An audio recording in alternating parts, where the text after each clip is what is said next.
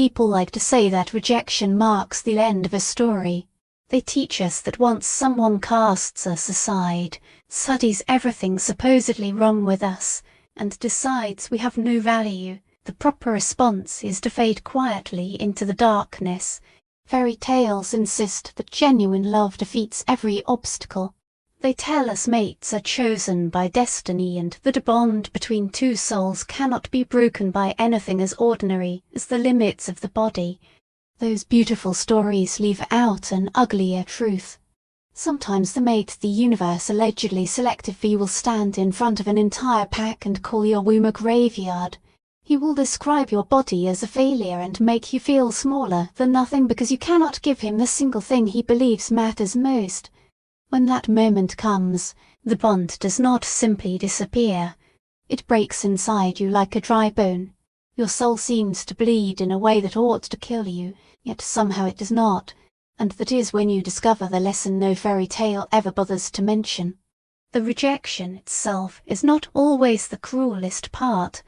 Sometimes the worst cruelty arrives 3 years later in the form of an embossed invitation delivered to your door, the scent of your former mate still clinging to the expensive card. Pine, arrogance, and the unmistakable musk of an alpha accustomed to receiving everything he desires. Written in elegant script is a courteous request that you attend the celebration of his victory, the presentation ceremony for 4 newborn pups, his heirs, his future, his legacy. Everything you failed to give him has now been provided by another woman, not once, but 4 times over. Most people would have thrown the invitation into a fire. Most would have recognized it immediately for what it was, a weapon disguised as good manners. One final turn of the blade meant to prove that their exile had been justified, that his cruelty had been necessary, and that they had always been the problem. But I was no longer like most people. My name is Ruth Waldrop. Once, I was known as the shame of the Silverpaw pack, the alpha's mate who could not shift, could not become pregnant, and could not satisfy the most basic expectations placed upon a Luna. For 2 years, I lived beneath pitying stares and endured whispered conversations that abruptly ended whenever I entered a room. I smiled while people offered well-meaning advice about fertility treatments, herbs, ceremonies, and ancient rituals. I pretended not to notice when Damien, my mate, mine alpha, and, at the time, my entire world began looking at me with something even more painful than hatred. Disappointment. Eventually, he rejected me before the full pack council. I did not resist. At the time, I could not imagine what fighting would accomplish. In my own mind, he was right. I was barren, defective. A genetic dead end in a society where bloodlines determined everything, and an alpha without heirs was considered an alpha without a future. I, Damien Silverpaw, alpha of the Silverpaw pack, reject you, Ruth Waldrop, as my mate and Luna. His declaration burned through my veins like acid, eating away at the bond that had once been the only certainty in my life. I stood before the council in the same formal gown I had worn during our mating ceremony 2 years earlier and felt a part of myself die. It was not my wolf. I had never possessed one. What died was the last piece of me that believed I had a right to exist. My father, the pack speaker and a politician in every situation, quickly arranged a clean resolution. Damien would choose a new mate, someone fertile, respectable, and suitable. I would receive a generous financial settlement and disappear quietly from Packlands. There would be no public conflict, no scandal, and no unpleasantness. Only a careful erasure, as though I had never belonged there at all. I accepted the money and vanished into human territory. I moved to a city where no one knew who I had once been or what had been taken from me. I rented a modest apartment above a bookstore. I learned to sleep without imagining the lost warmth of the mate bond beside me. I trained myself not to flinch whenever I passed a pregnant woman. More than anything, I survived. Then, 3 years after my exile, the invitation arrived.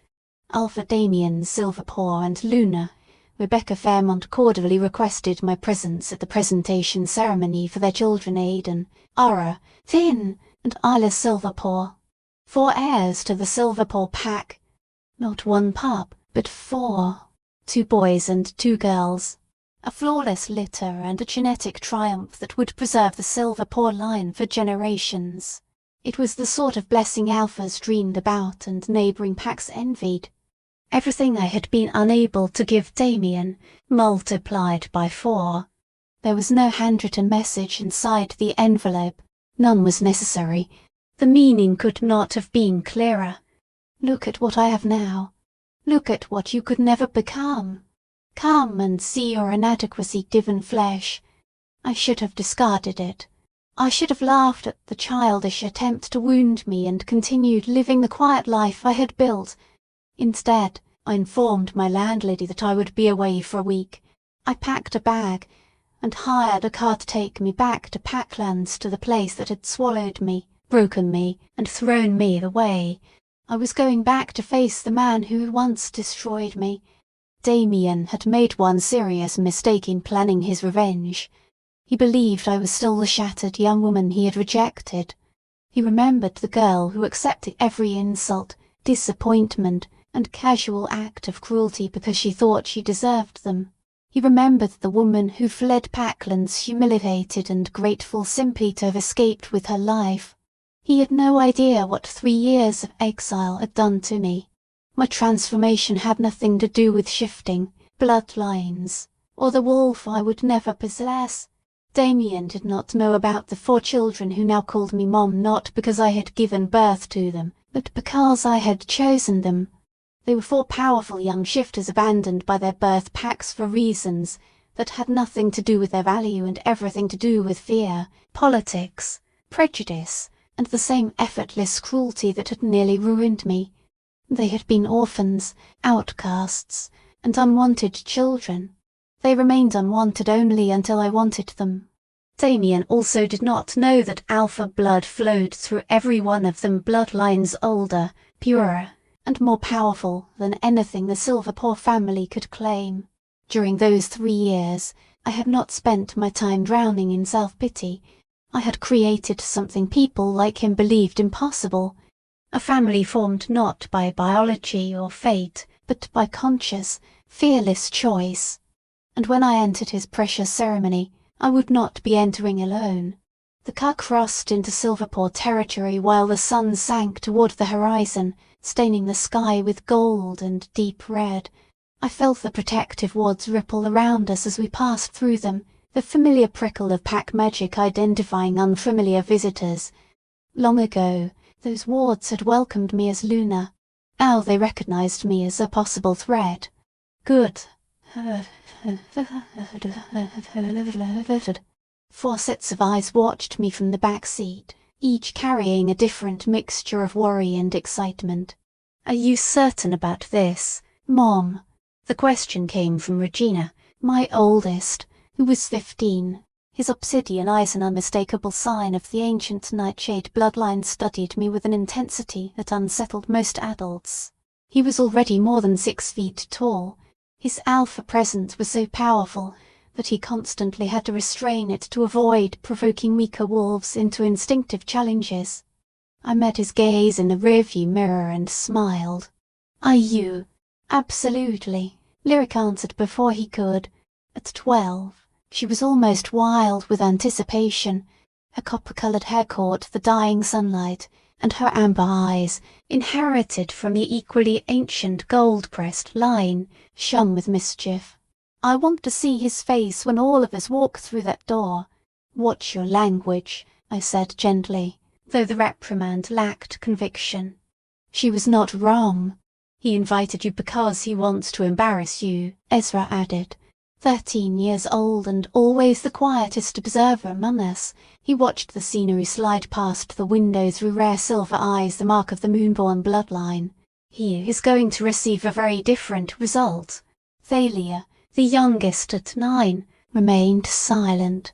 From her booster seat, she reached forward and placed one small hand on my shoulder. Her skin radiated literal warmth.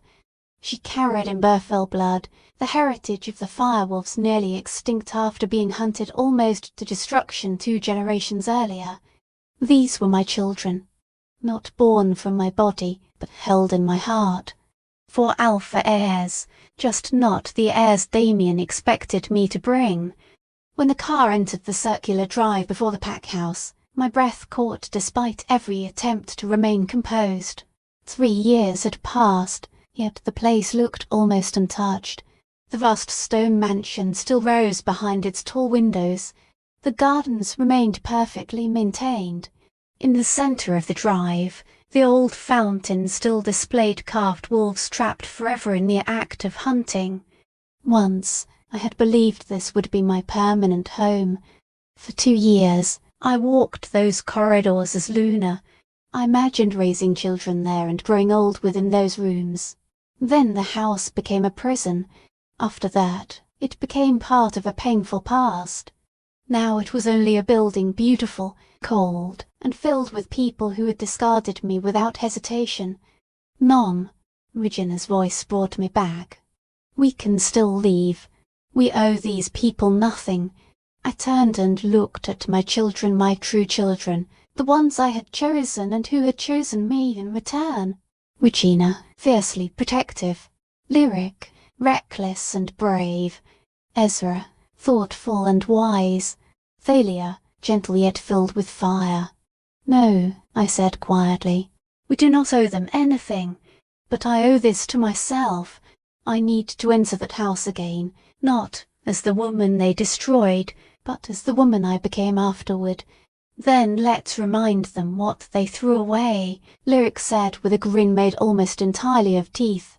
We stepped from the car together, moving as a single unit. The reaction was immediate. Attention shifted toward us in a heavy wave.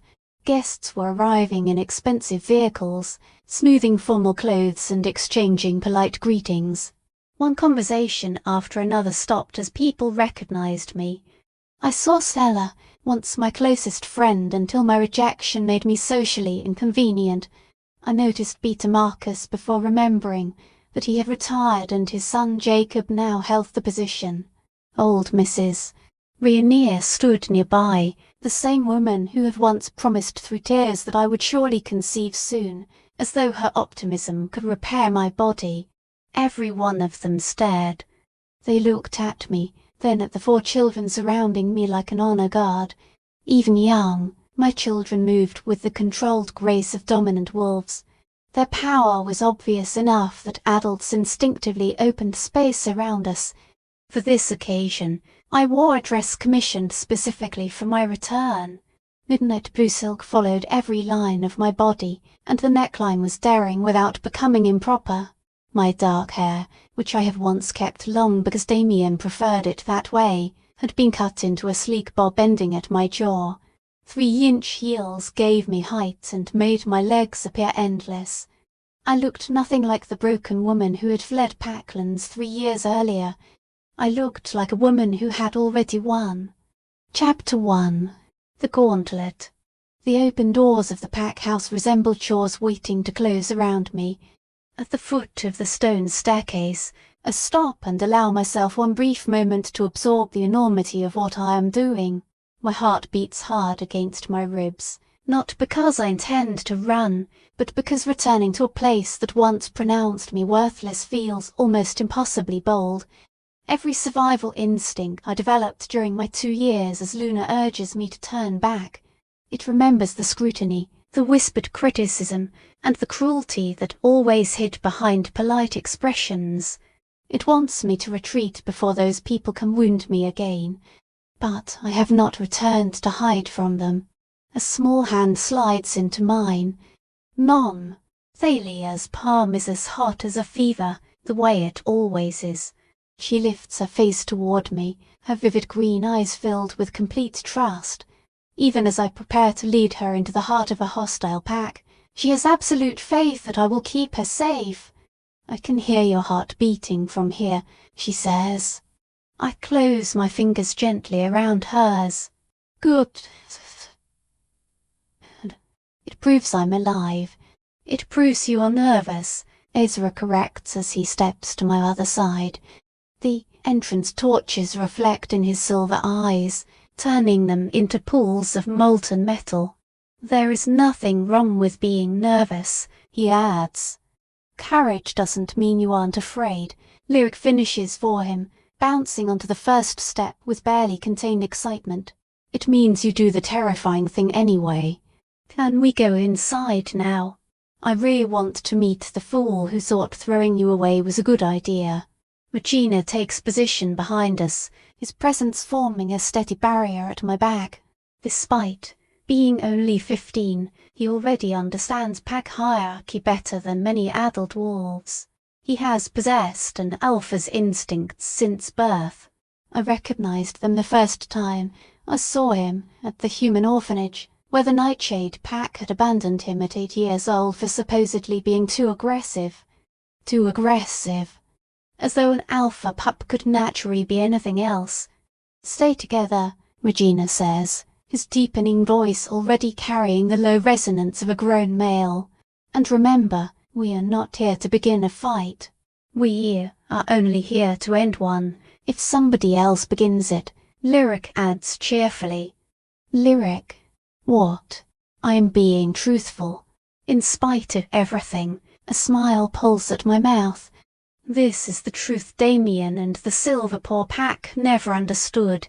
Family is not defined only by shared blood, a mate bond, or fate arranging people into convenient roles. Family is created by those who continue to stand beside one another, especially when the rest of the world insists they do not belong together. I straighten my shoulders, raise my chin, and begin climbing. The entry hall has not changed. Exposed beams cross the high ceiling. A massive crystal chandelier hangs overhead, and portraits of 6 generations of Silverpaw alphas line the walls.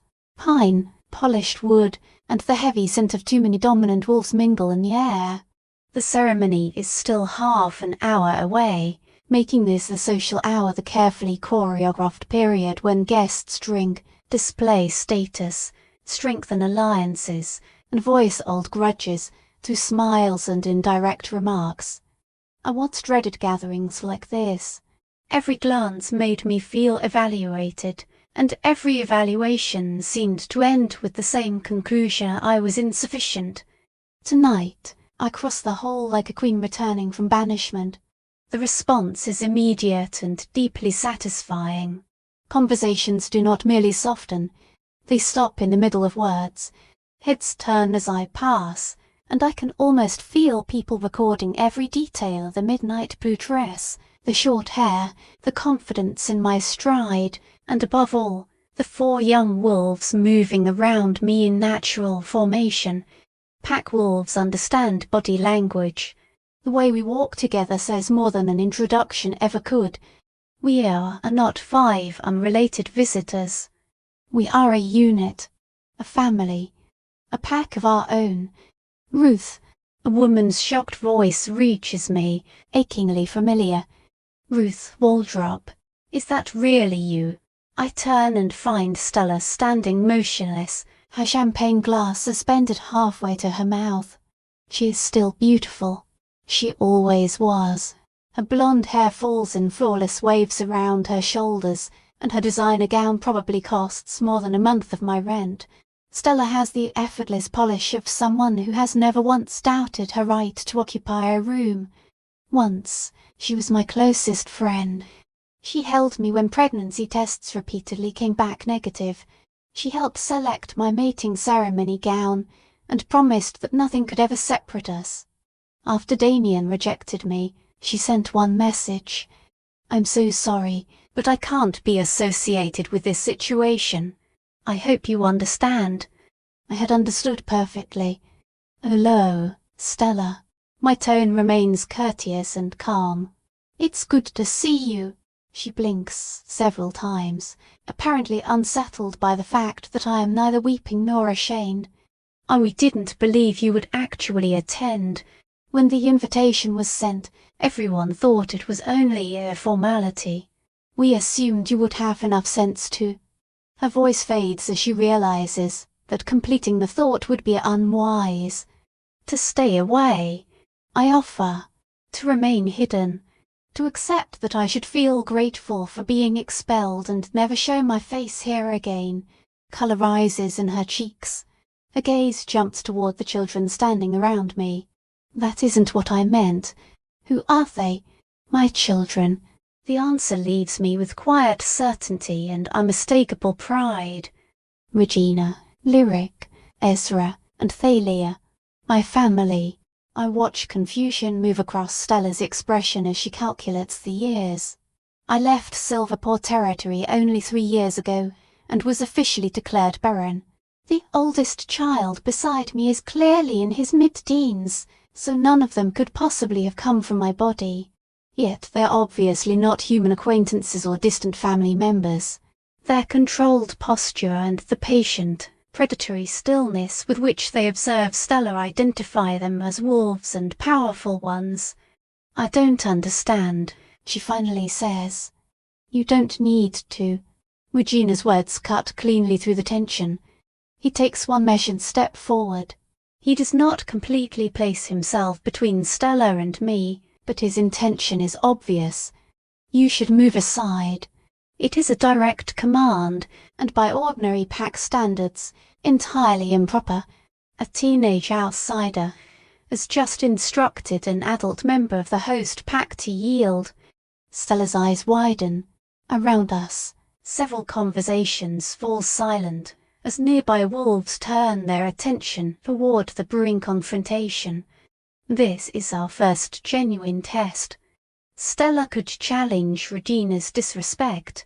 She could demand an apology, summon support, or create a public scene designed to force the outsider children into their proper place within the hierarchy. For a long moment, her wolf visibly evaluates him. Then Stella moves backward. It is not a conscious political choice.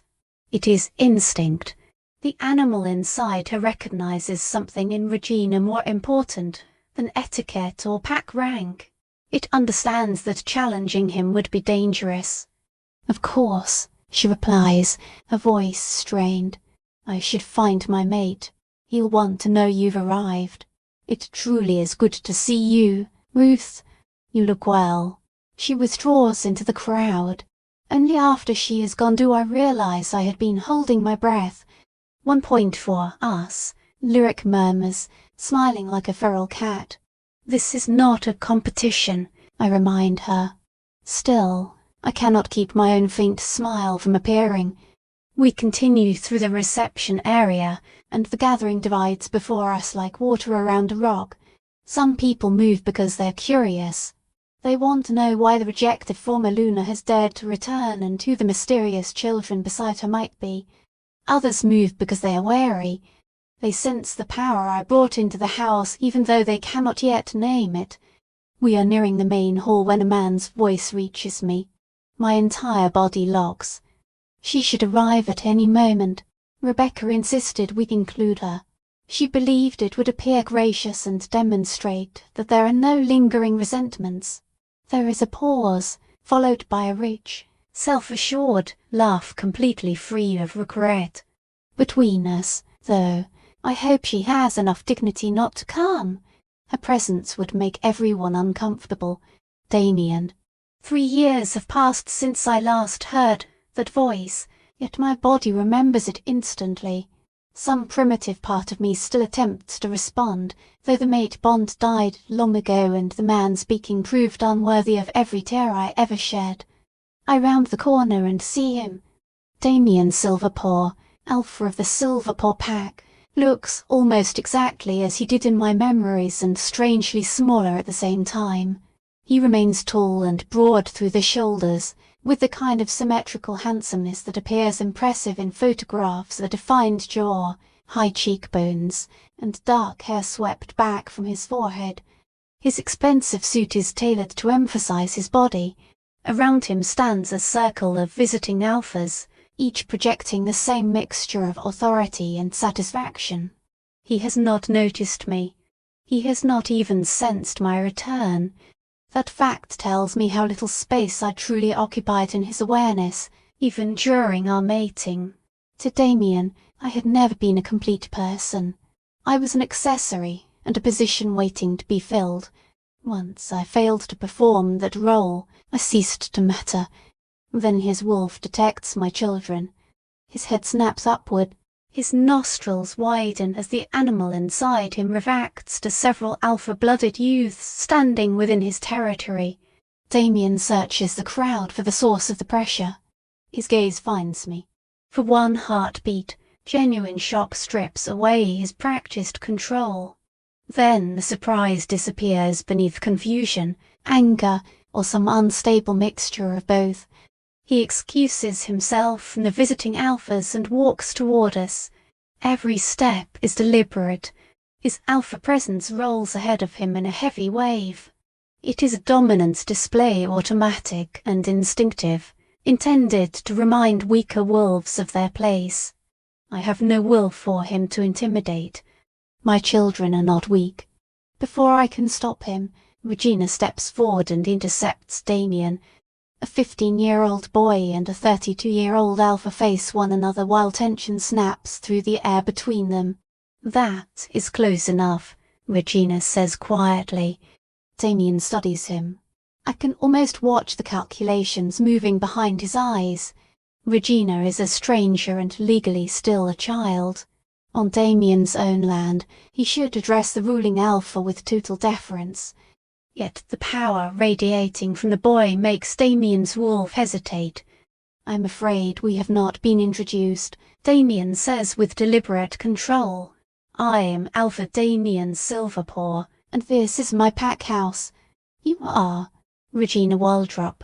He offers no hand and gives no respectful lowering of his head. He simply stands there solid, unmoving, and wearing my surname like armor. Ruth's son. Silence spreads through the room. Damien's expression passes through confusion, disbelief, rapid calculation, and finally an anger he barely conceals. His eyes shift toward me behind the protective wall formed by my children. The unspoken question is plain. How? I smile, and there is no kindness in it. Hello, Damien. My voice carries easily through the newly silent hall. Thank you for inviting us. We are very eager to meet your new family. His jaw tightens. Ruth, your presence is unexpected. Is it? You sent me an invitation. I did not expect you to bring. He makes a vague gesture toward the 4 children, apparently unable to decide what to call them. My family, I mask. Why would I attend a family occasion without them? I tilt my head with exaggerated innocence. Is this not meant to be a celebration of family? Somebody nearby releases a sound suspiciously close to a muffled laugh. Damien's eyes narrow. Perhaps we should have this conversation somewhere private. I disagree. I move through the circle of my children until I stand directly before the man who once dismantled my life. Even in heels, I must tip my face upward to meet his gaze. He is still nearly 8 inches taller than I am. I do not feel small. Whatever you wish to say can be said here. You had no concern about privacy when you ended our relationship before the entire council. Why should our reunion receive more discretion than our separation? His hands curl into fists beside him. You are making a scene. I am attending the gathering to which you invited me. If my presence creates a scene, you should have considered that before sending the card. Rebecca thought. He cuts himself off, but the words have already escaped. Rebecca, I repeat, letting her name rest between us. Your new mate, the woman who gave you everything I could not. I look forward to meeting her. Ruth. Mom. Ezra's voice interrupts, soft but authoritative. Everyone is watching. He is correct. The hall has gone completely still. Guests observe us with the horrified fascination normally inspired by a natural disaster. Several phones are being held at discreet angles, their cameras aimed in our direction. Within an hour, footage of this exchange will be circulating through PAC social media. Good. Let them watch. Let every one of them see that I returned without shame. Let them understand that I am no longer broken and that I arrived with something powerful enough to make the Alpha uneasy. You're right. I tell Ezra. I deliberately step away from Damien. We should locate our seats. The ceremony begins soon, does it not? And certain you have preparations to finish. Damien looks as though he wants to continue. He may even want to order us out, but doing so would make him appear either weak or needlessly cruel, and possibly both. He settles for a rigid nod. The ceremony begins in 20 minutes. Seating has been assigned. Your place cards are inside the main hall.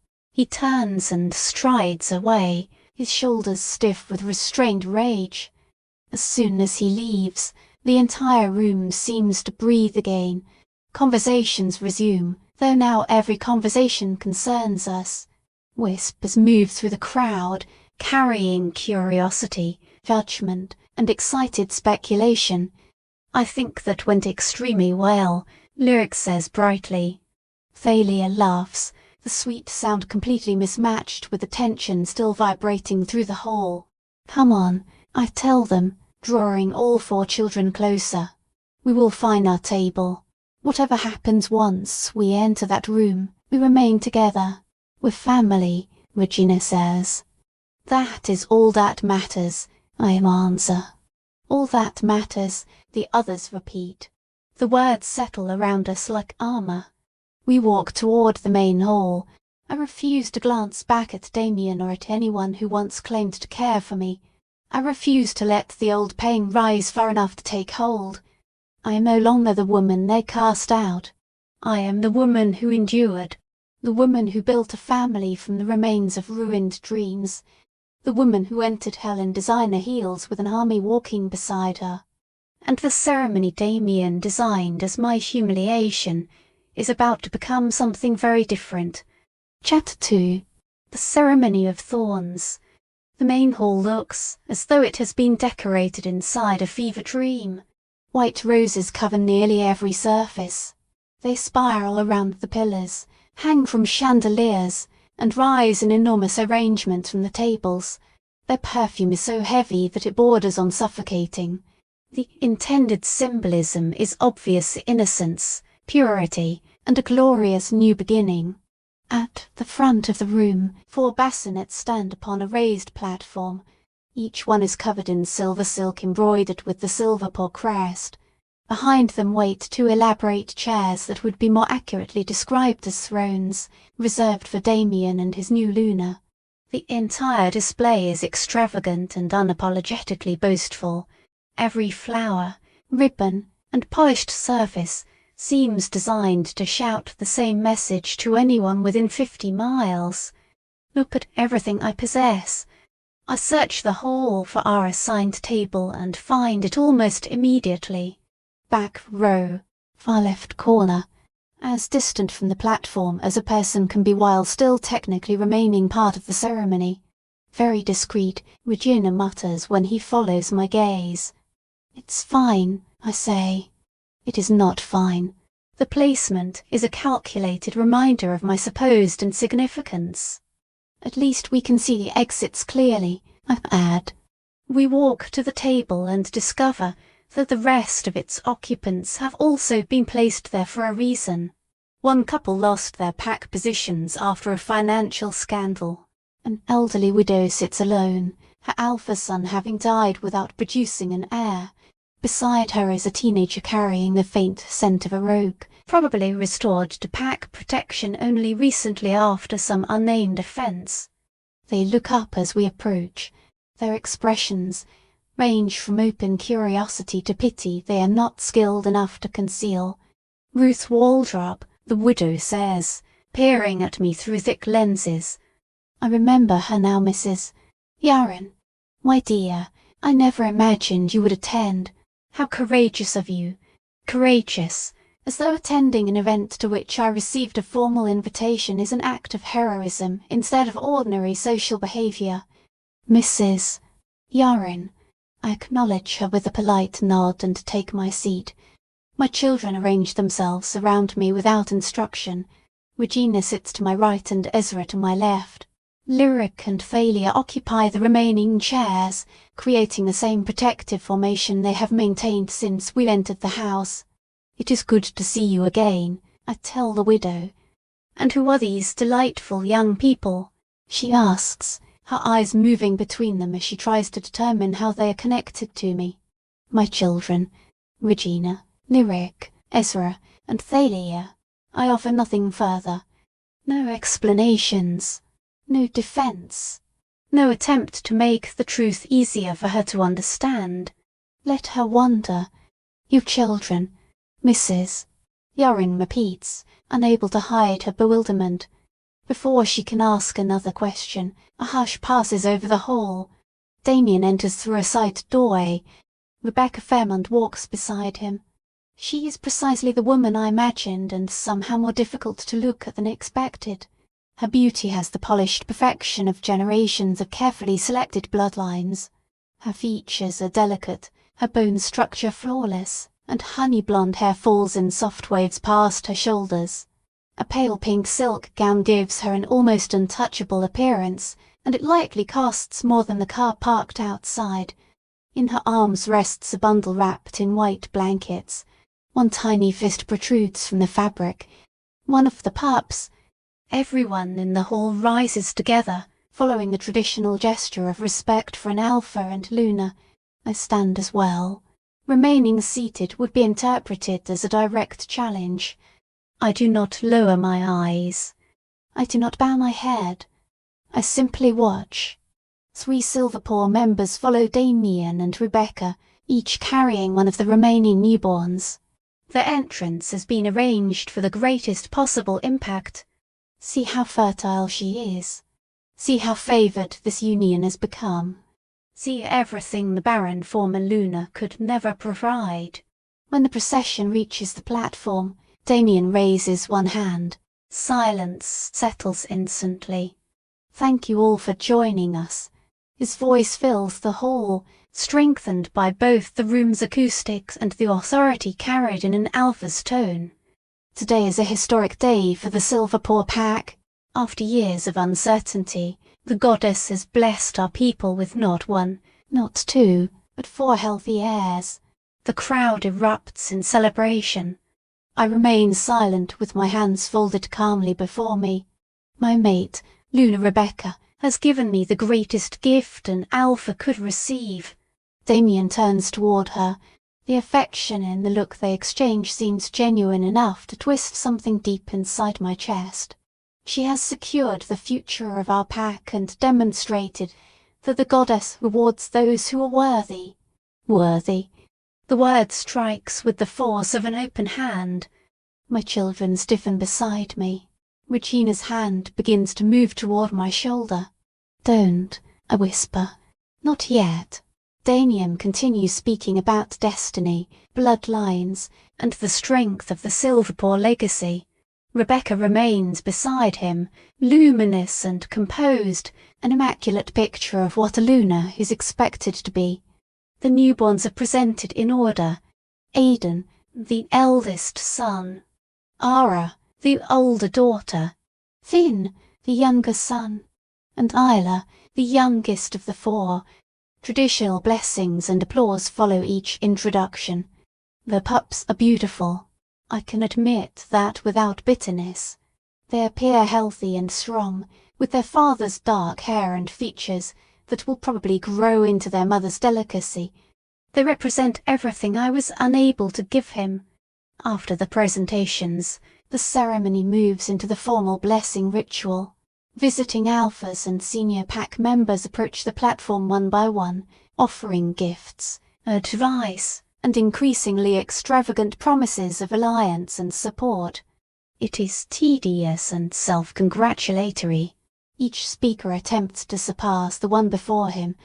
I observe the performance from a distance, almost as though I am watching a play rather than sitting inside the story.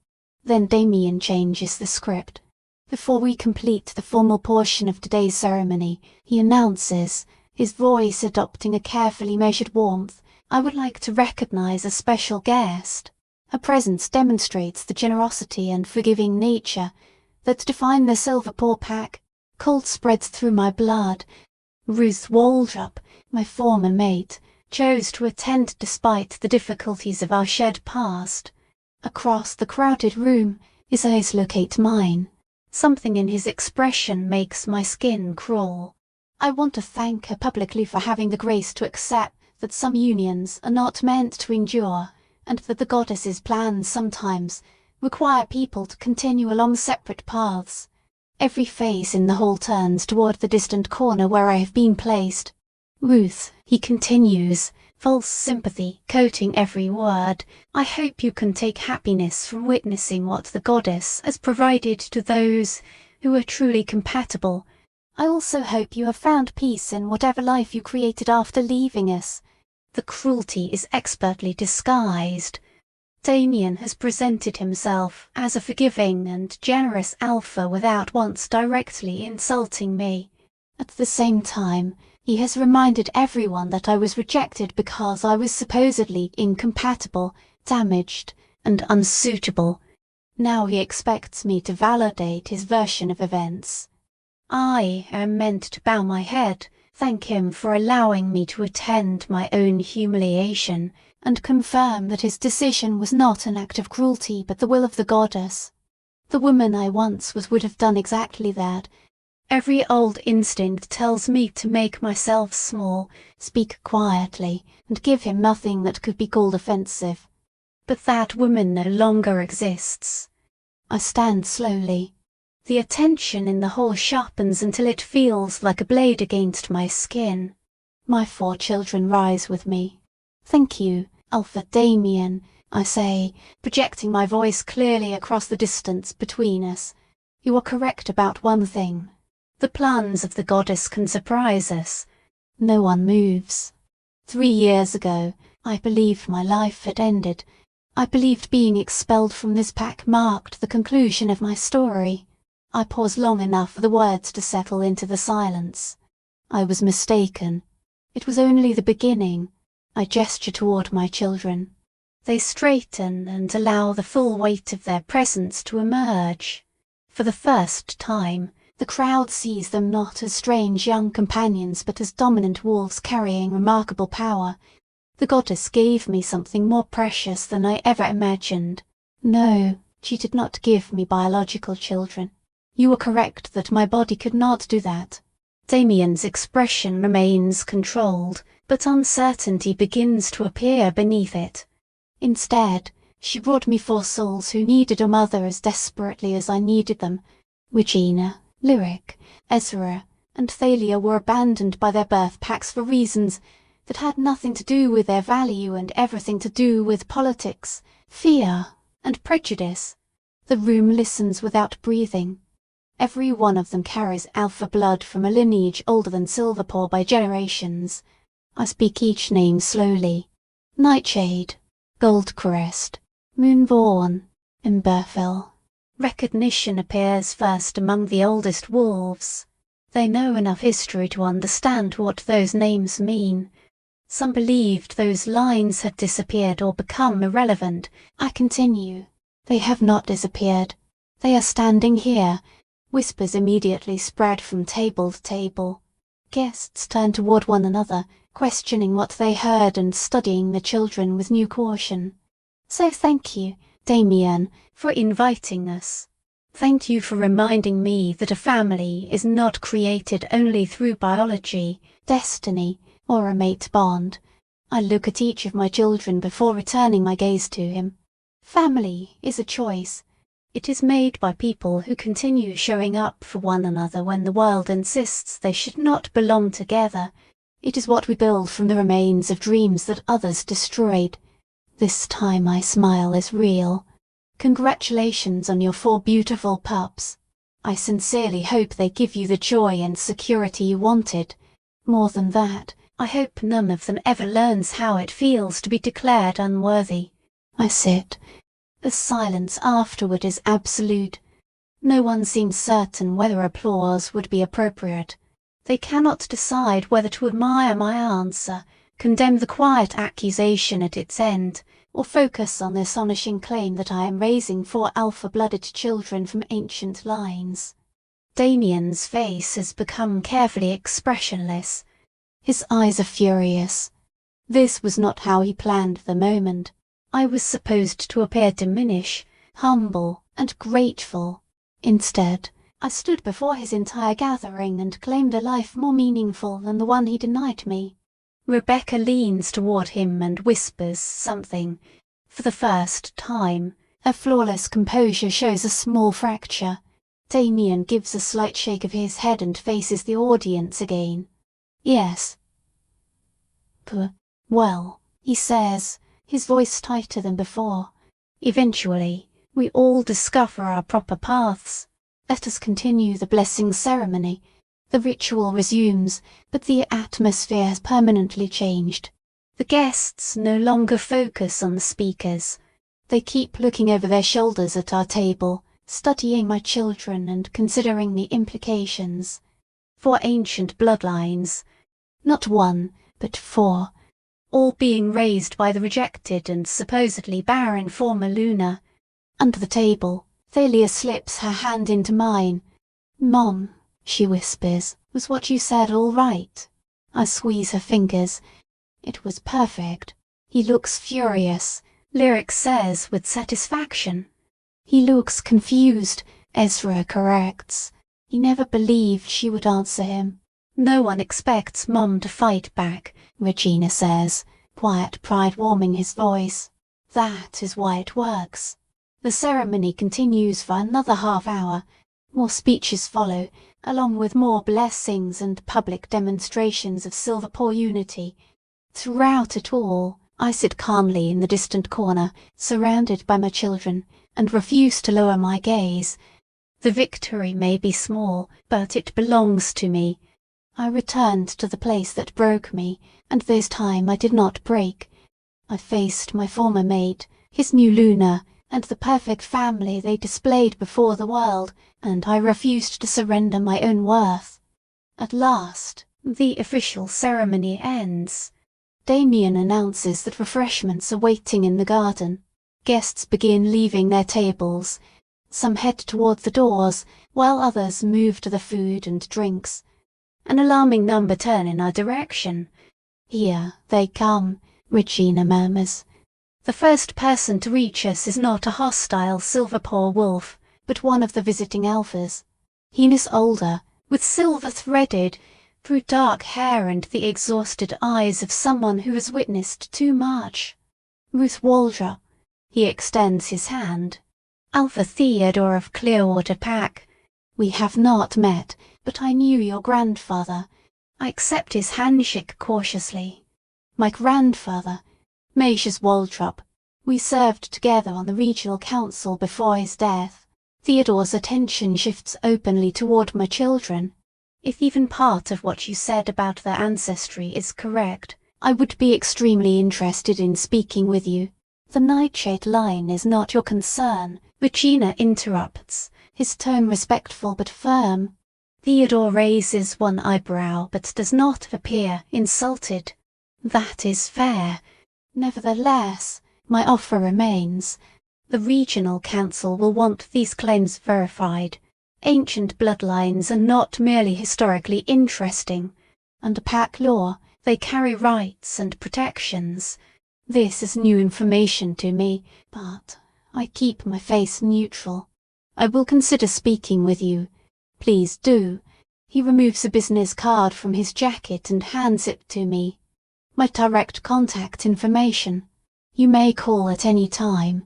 As soon as he leaves, 2 unfamiliar young wolves take his place. The woman looks frightened and determined. Her mate keeps one arm protectively around her. "We heard what you said," she begins in a low, urgent voice. "About making a family by choice." She swallows. "We have tried for years. I have lost 5 pregnancies. The pack healer says my body cannot carry a pup to term." A mate's arm tightens around her shoulders. "We have discussed adoption," he explains, But our council says it goes against tradition. They claim raising another wolf's pup weakens a bloodline. Pain moves through me because I remember that desperation. I remember believing my body was so damaged that nothing in me could ever be repaired. Adoption does not weaken a family, I tell them. It makes one stronger. Love creates strength. Choice creates strength. Do not allow anyone to tell you otherwise. Tears fill the woman's eyes. Thank you, she whispers.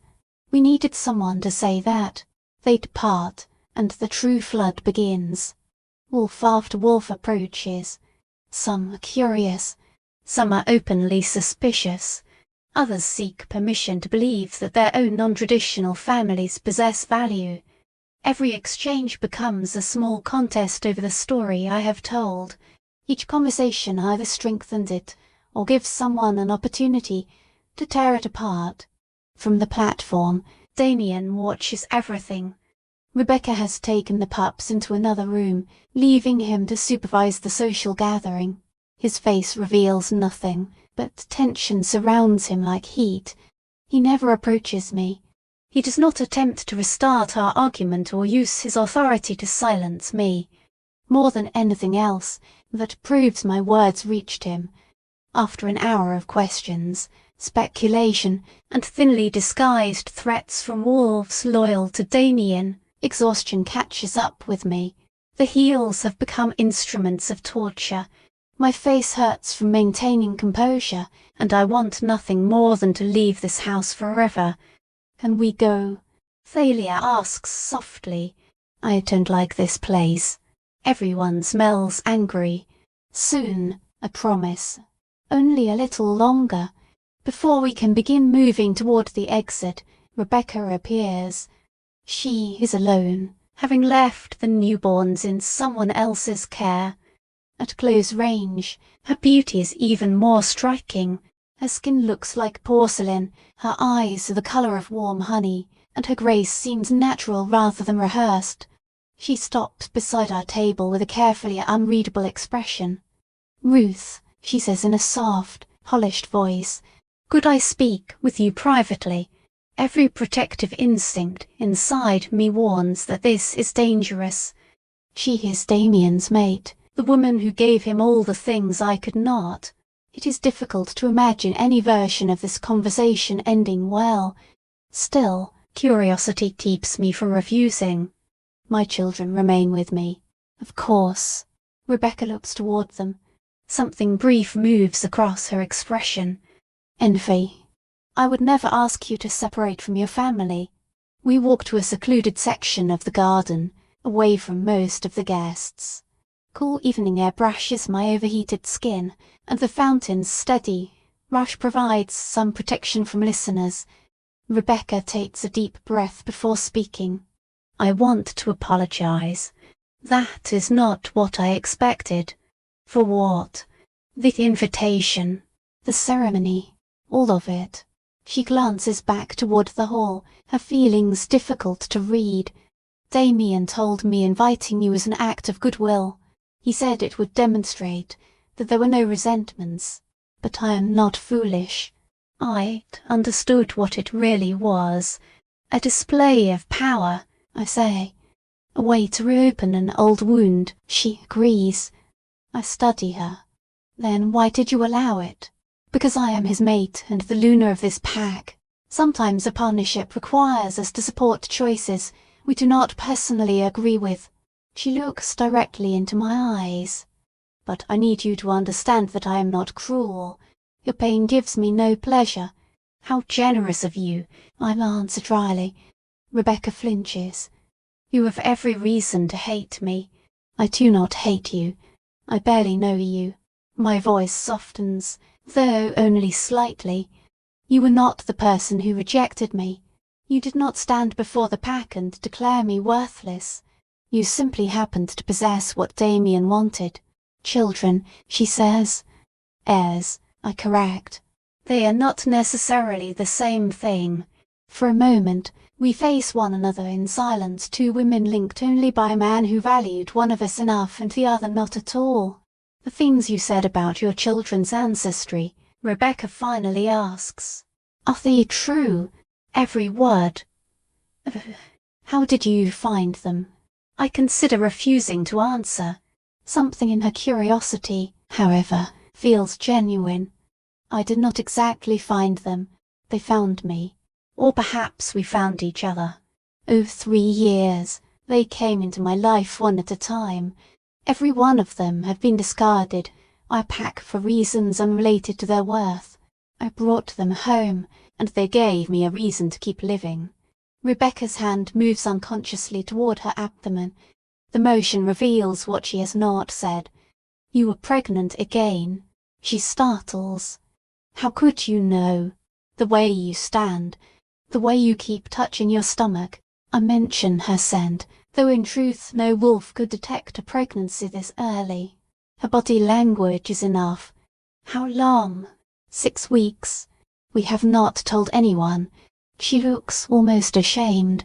The 4 pups came from my first pregnancy. This one was unexpected. 5 children. The goddess truly has blessed her. Years ago, that knowledge would have filled me with jealousy and bitterness. Now, to my surprise, it does not. Her ability to conceive no longer erases my value. Her blessings do not reduce mine. Congratulations, I say, and I mean it. Unfallen tears brighten Rebecca's eyes. Thank you. That is kinder than I deserve. You deserve happiness, Rebecca. You deserve children who flourish and a family that loves you. My relationship with Damien ended badly, but yours does not have to end the same way. He never speaks about you, she says abruptly. Not once. I have tried to ask what happened, but he refuses to discuss it. All I know comes from pack gossip that you could not shift, could not become pregnant, and that ending the bond was painful but necessary. That is the polished version. The truth was crueler and far more complicated. I shrug. But it no longer matters. I am no longer that woman, and Damien is no longer my responsibility. He has not been himself today. She admits. He is angry and unsettled. Seeing you here, especially with your children, disturbed him. Good. He should be disturbed. He invited me because he wanted proof that rejecting me was the correct decision. Instead, I showed him that his rejection became the best thing that ever happened to me. To my surprise, Rebecca smiles. You are nothing like the person I expected. What did you expect? A broken woman. A bitter one, she admits. Someone who would create a spectacle and make every choice Damien made appear justified. She shakes her head. But you are not any of those things. You are composed, strong, and clearly a remarkable mother. Your children love you fiercely. It is visible in the way they watch you and position themselves between you and danger. They are everything to me, I say. Everything I believed I lost after Damien rejected me: family, purpose, and love that does not depend upon my body performing properly. I envy that, Rebecca whispers. The unconditional part. Her eyes lower. Sometimes I wonder whether Damien would still want me if I could no longer give him children. There it is. The first visible crack in the perfect life displayed inside the whole. Then leave before you discover the answer, I tell her bluntly. Her laugh contains no humour. I cannot. I am Luna. I have 4 newborns and will soon have 5 children. My entire life exists here. So did mine. I left. You were forced to. No. I had choices. I could have opposed the rejection. I could have demanded the rights attached to my position and forced Damien to retain me as Luna even without the mate bond. I could have made every day of his life miserable. I hold her gaze. Instead, I left with what dignity remained. I chose to create something new rather than remain attached to something already dead. That decision saved me. Rebecca says nothing for a long time. At last, she steps back. I should return. The pups will need to feed soon. Of course. She takes several steps, then stops and looks over her shoulder. Ruth, I hope you find real happiness the lasting kind that does not depend on another person's approval. I already have, I answer honestly. But thank you. Rebecca disappears into the gathering. My children, who remained near enough to intervene at the slightest sign of trouble, move closer. That was strange, Lyric declares. That was sad, Thalia corrects. She is trapped. She made her own decisions, Ezra says.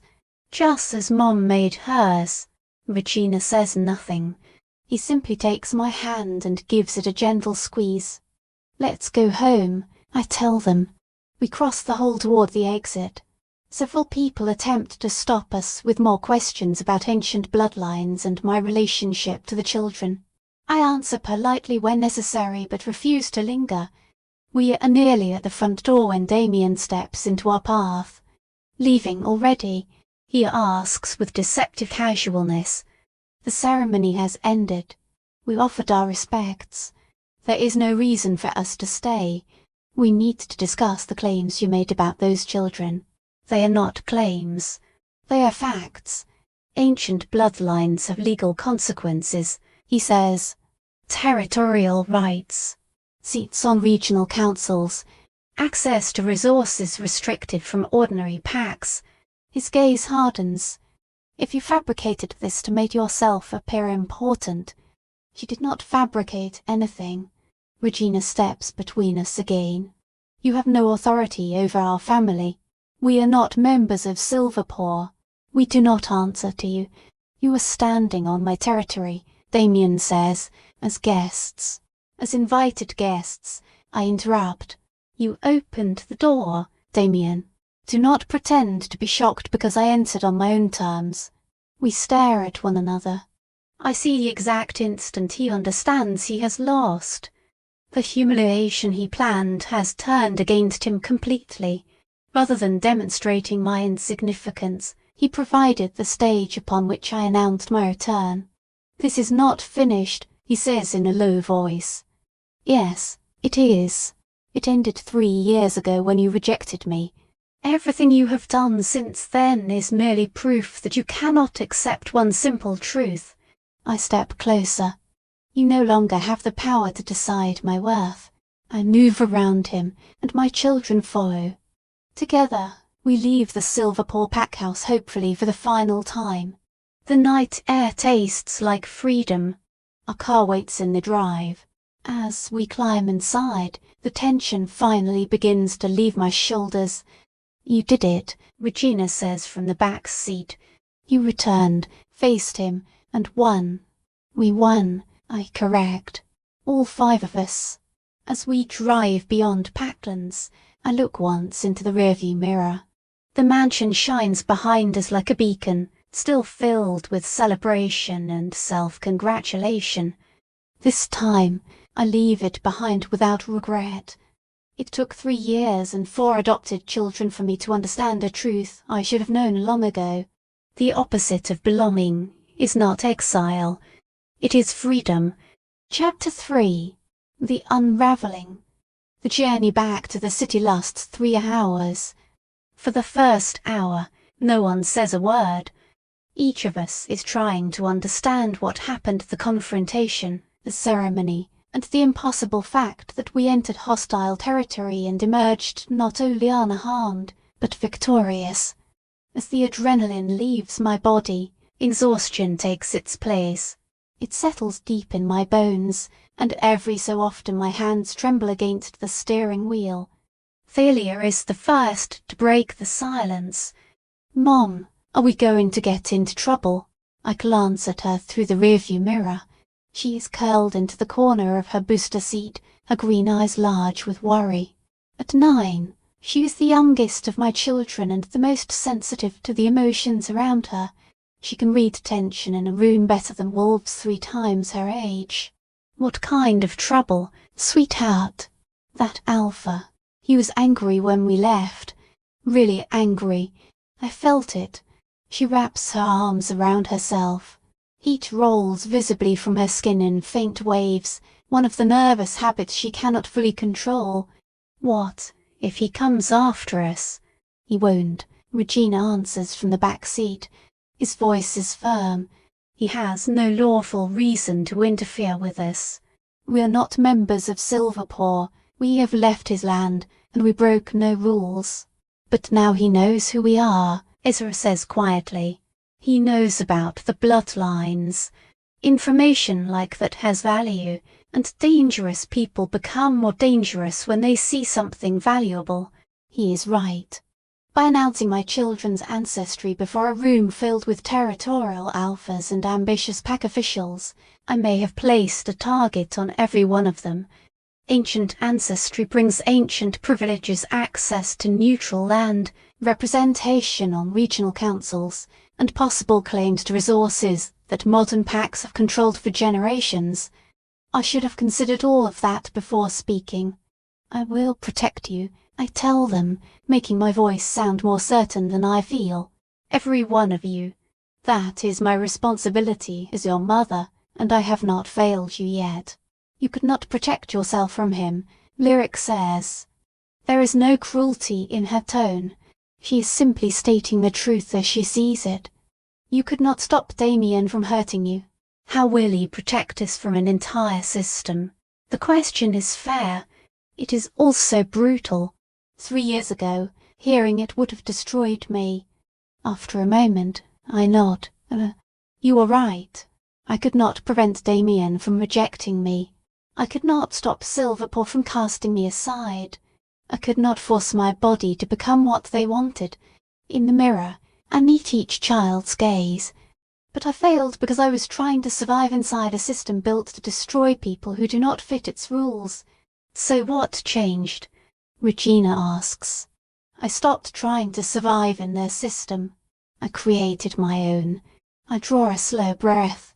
When each of you came into my life, I did not beg your original packs to take you back. I did not try to force you into structures that had already failed you. I brought you home. No one interrupts. I gave you a place where being different was not treated as weakness.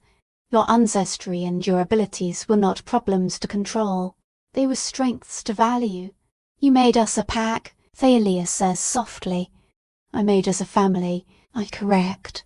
And a family can be stronger than any pack. Packs have laws, Ezra points out. They have hierarchies, resources, and systems of protection. Families only have love. Love cannot stop a lawsuit or settle a territorial dispute, I agree. But it gives us a reason to fight both. Silence returns, though it no longer feels threatened. Determination now sits beneath it.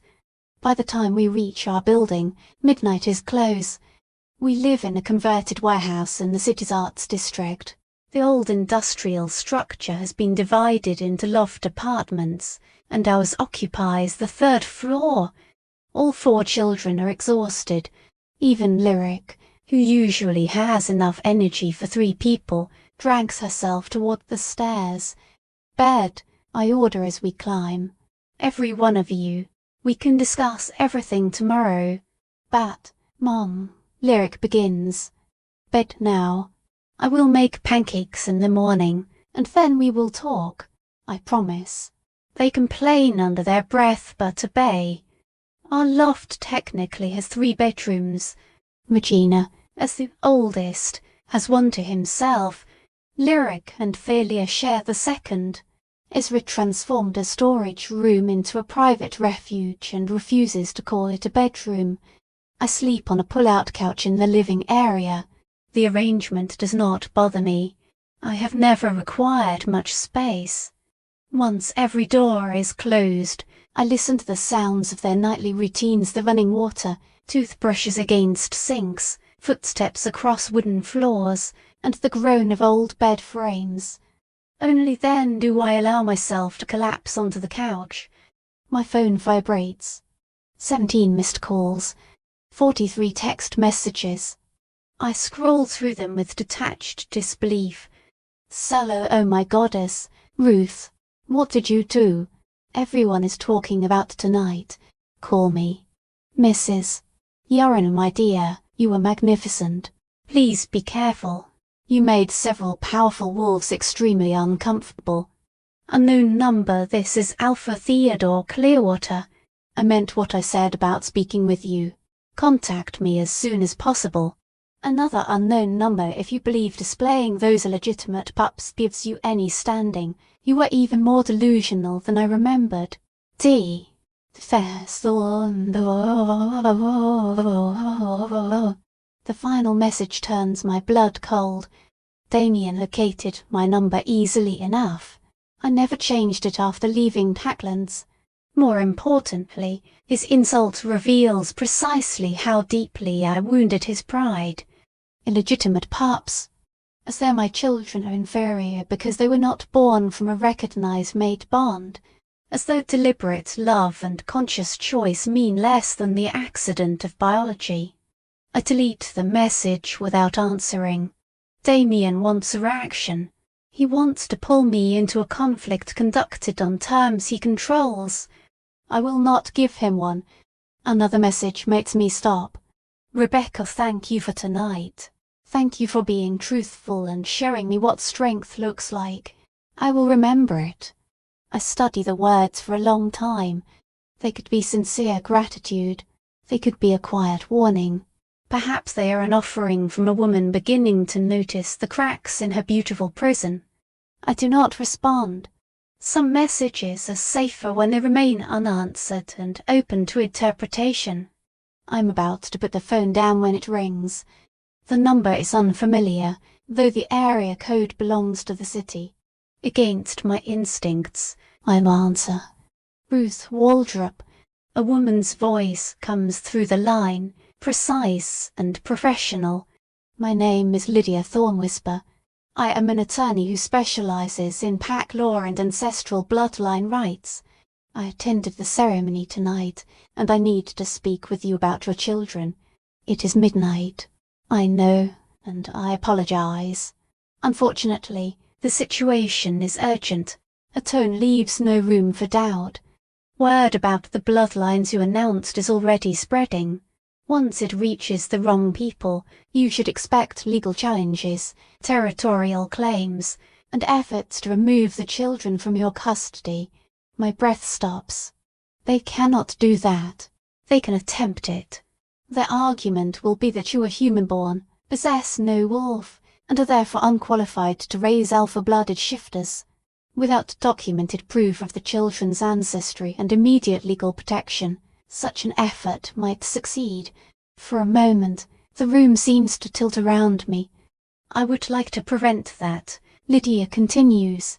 I'm willing to represent you without charge if necessary. What you have done creating a chosen family and protecting abandoned pups matters. I will not stand aside while the pack system takes it from you. Why? I'll ask bluntly. Why would a stranger work for free? Because 20 years ago, I was one of those discarded pups. A professional voice softens. The Riverstone pack expelled me because I was born without a wolf. I did not experience my first shift until I was 16. My birth family had already decided I did not exist. I survived alone, paid my way through law school, and built a career helping people like us. People like us. People who do not fit the mold. The words settle around me with unexpected warmth. All right, I say. We can meet, but not tonight.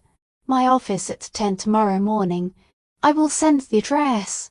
She pauses before adding, bring every record you possess, birth certificates, medical files, foster documents, anything that might establish ancestry.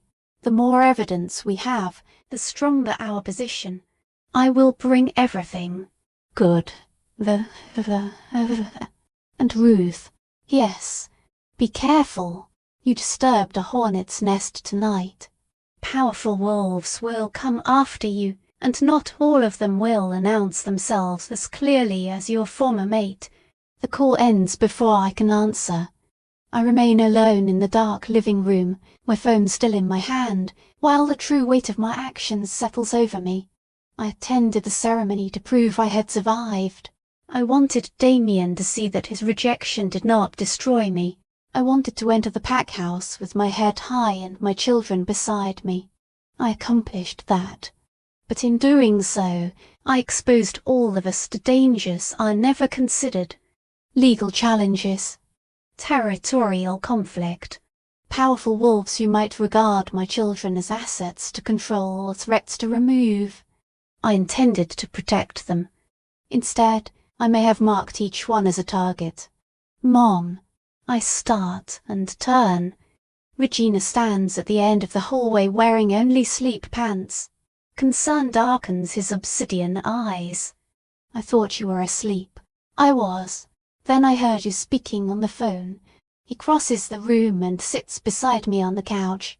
His shoulder rests against mine. Who called? A lawyer.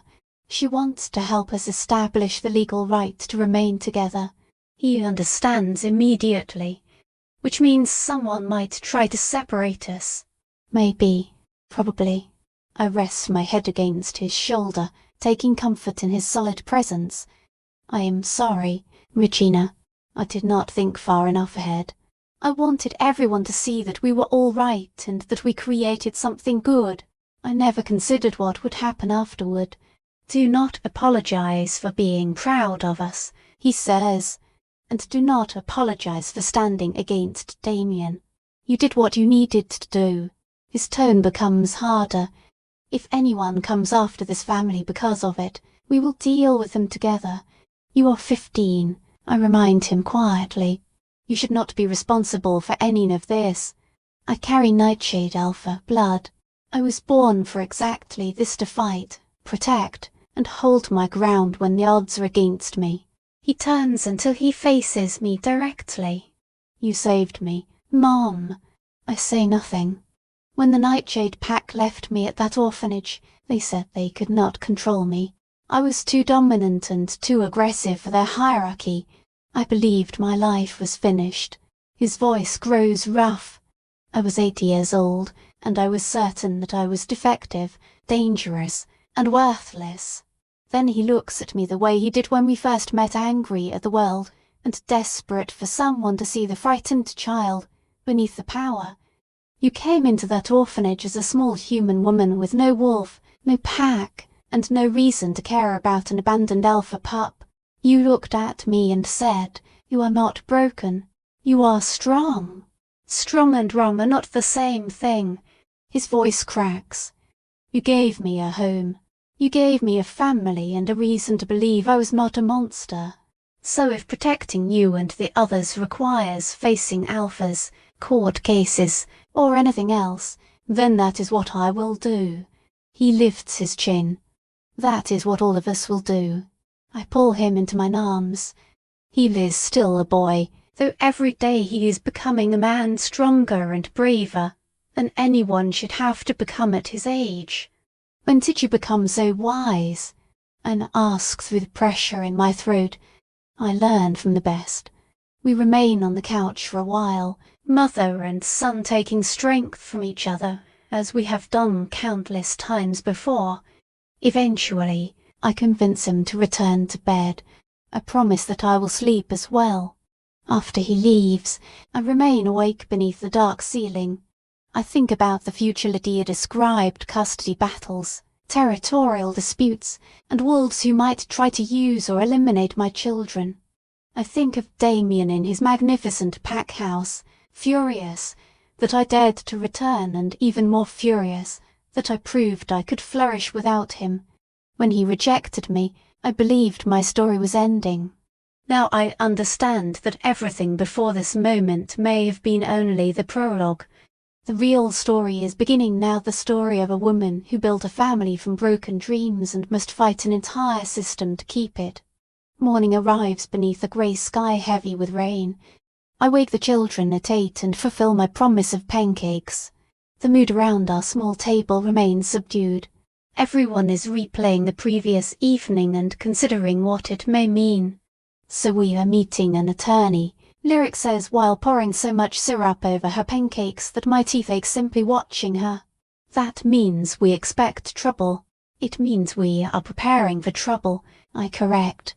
There is a difference. Not a very large one, Ezra mutters into his orange juice. At 9:45, we leave the apartment. Lydia Thornwistler's office is located in a sleek glass tower in the business district. Several law firms share the building, and her suite occupies the 12th floor. A young receptionist with sharp eyes and the distinct scent of a wolf immediately waves us past her desk. She is waiting for you. Conference room B is on the right. The conference room is built from glass and chrome and overlooks the city. Lydia rises as we enter. Her presence is the first thing I notice. She stands barely 5 feet tall, yet she carries herself with the authority of someone much larger. Although she appears to be around 40, her hair is iron grey and drawn into a severe knot. Her eyes are the pale blue of glacial ice. When we shake hands, her grip is controlled and firm. "Ruth, thank you for coming." Her gaze travels across my children, assessing each one with the experience of someone trained to notice specific traits. And these must be the famous alpha heirs. They are my children, I say as I introduce Regina, Lyric, Ezra, and Thalia. Please sit. We have a great deal to cover. Once everyone is settled, Lydia activates her tablet and begins opening documents. I spent most of the night researching the information you disclosed at the ceremony. Nightshade, Goldcrest, Moonthorn, and Imberville are all protected under the ancient Bloodline Protection Act of 1847. I have never heard of it. Very few people have. It is an old statute created when the ancient lines were at war and threatened the survival of the entire supernatural community. She displays a historical legal summary. The Act granted specific protections and rights to bloodlines considered essential to the species' genetic diversity. Lydia looks up. All 4 lineages carried by your children appear on that protected list.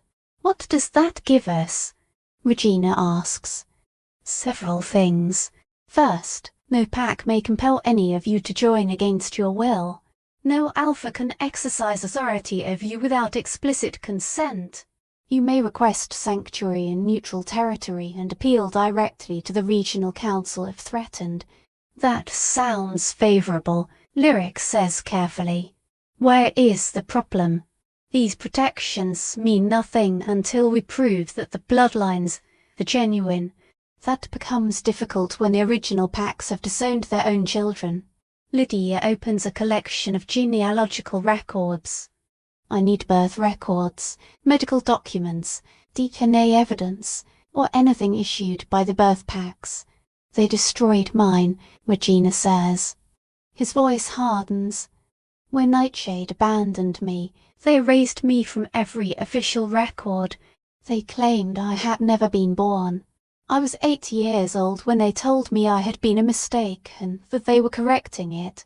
Anger sharpens Lydia's features. That is illegal, although unfortunately it is not rare. What records do the rest of you have? The Goldcrest pack kept my birth certificate, Lyric says, but they claimed my mother was a rogue who seduced one of their males. They denied that I had any recognized connection to the pack. The Moonborn pack said records about me were too dangerous to preserve, Ezra adds. They believed my eyes proved that old magic had cursed me. They performed a formal banishment when I was 10. Thalia's voice is barely audible when she speaks. Imberville did not reject me. They just could not keep everyone. We all turned toward her. Hunters killed most of the adults. There were not enough survivors to care for every pup. They kept the children with the strongest fire abilities and sent the rest into human foster care. She looks down at her hands. I was 6. Nobody wanted a child who sometimes set things on fire during nightmares. The room becomes heavy with their shared pain. These are the children that the same pack system which declared me unworthy chose to discard like unwanted objects. All right, Lydia says more gently. Then we build the case from what remains. She points to Regina. Your eyes and dominance traits strongly match Nightshade. Then Lyric. Your colouring and shifting pattern align with the Goldcrest descriptions. Ezra. Silver eyes like yours are unmistakably moonborn. Finally, Thalia. And fire manipulation is unique to Imberfell. Will that be sufficient? I ask. Possibly, but we will need testimony from neutral experts. Ideally, surviving ancient line carriers or historians qualified to identify these traits. She enters notes on her tablet. I have contacts. It will take several weeks, but the evidence can be assembled. Several weeks, I repeat. What happens until then? You remain alert. Record every threat, message, and incident of harassment. Do not enter pack territory without an independent witness. Her pale eyes fix on me. Most importantly, do not engage with Damien. He will probably attempt to provoke you. Allow him to be the aggressor. Every reckless action he takes strengthens our position. What position? Ezra asks. I thought our goal was simply to keep the family together. That is the immediate goal. But if Damien Silverpaw or anyone else challenges Ruth's custody, we will counterclaim aggressively. Lydia begins listing possibilities. Compensation for emotional harm, formal recognition of bloodline status, potential territorial claims. I stare at her. Territorial claims. Ancient lines controlled land before the modern pack structure existed. If we establish lineage and prove that those lands were taken unlawfully when the ancestors were displaced or killed, your children may have the right to reclaim them. A sharp smile appears on her face. An effective defense is often an extremely aggressive offense. We spend another hour reviewing the documents I possess, the evidence still needed, and the likely timetable. When we finally leave, my mind spins with laws, risks, and possibilities. So, Lyric says as we walk toward the car, we are going to war. A legal war, I correct. Still a war, Regina replies. Only with documents instead of claws. I am good with documents, Thalia says seriously. I can organize them. Despite everything, I laugh. Yes, sweetheart, you certainly can. We are halfway home when my phone rings. I do not recognize the number, but the area code belongs to Packlands. I answer with caution. Hello. Ruth Waldrop. The man on the other end sounds older. His rough voice carries the authority of someone who has spent decades issuing commands. This is Alpha Cornelius Ashford of Iron Ridge. I attended yesterday's ceremony, and I would like to discuss your son. Cold moves through me. Which son? Regina. The Nightshade heir. He pauses. I knew his grandfather and served with him on the regional council before the Nightshade Pack collapsed. If the boy truly carries that lineage, he has the right to claim the ancestral Nightshade seat. He is 15. He's old enough to assert protected bloodline rights and old enough to form alliances that could prevent others from separating your family. Cornelius softens his voice until it becomes almost fatherly. I am not your enemy, Ruth. I am offering assistance, provided you are intelligent enough to accept it. I will consider your offer. Do not consider it for too long. Wolves are already circling, and you are bleeding in the water. Accept protection while it is being offered freely. Otherwise, you may be forced to accept less favorable terms later. He ends the call. I stare at the phone. In the mirror, Regina watches me. What did he want? To use you, I answer honestly. He wants to turn your ancestry into political influence. Will you allow him? I think about Lydia's explanation of territorial claims, protected rights, and the brutal way power operates in pack society. No, the answer comes with certainty. But I will learn their game well enough that we never have to depend upon someone else for protection. We will become strong enough that when wolves like Cornelius contact us, they ask for our assistance rather than offering theirs. How? Ezra asks. I look at all 4 children in the mirror. Regina with his obsidian eyes, Lyric with amber fire, Ezra with silver wisdom, Thalia with quiet green determination. We follow Lydia's plan. We prove your ancestry. We claim every right attached to it. We recover what was taken from your families and create something no one can remove from us. A pack, Thalia asks hopefully. Something better than a pack, I tell her. A legacy. Chapter 4. Ghosts and choices. The weeks after the ceremony dissolve into a blur of legal appointments, ancestry tests, and offers that sound generous until one listens closely enough to hear the threat beneath them. Alpha Cornelius calls 3 more times. Each message is more insistent than the last. Other alphas begin contacting me as well. Some propose alliances. Others suggest future pairings between their children and mine. Several explain, with carefully disguised condescension, that young wolves carrying prestigious bloodlines would benefit from proper pack guidance. Every one of them wants access to what my children represent. Almost none of them cares who my children actually are. At first, I reject each offer politely. When politeness fails to discourage them, mine answers become increasingly direct. Meanwhile, Lydia works without rest. From incomplete records and scattered memories, she begins assembling evidence strong enough to survive legal scrutiny. She finds a retired Goldcrest elder who studies Lyric's copper colouring and shifting pattern before confirming that both are consistent with the ancient line. A moonborn historian takes one look at Ezra's eyes and nearly cries. He calls them the purest silver he has seen in 4 decades.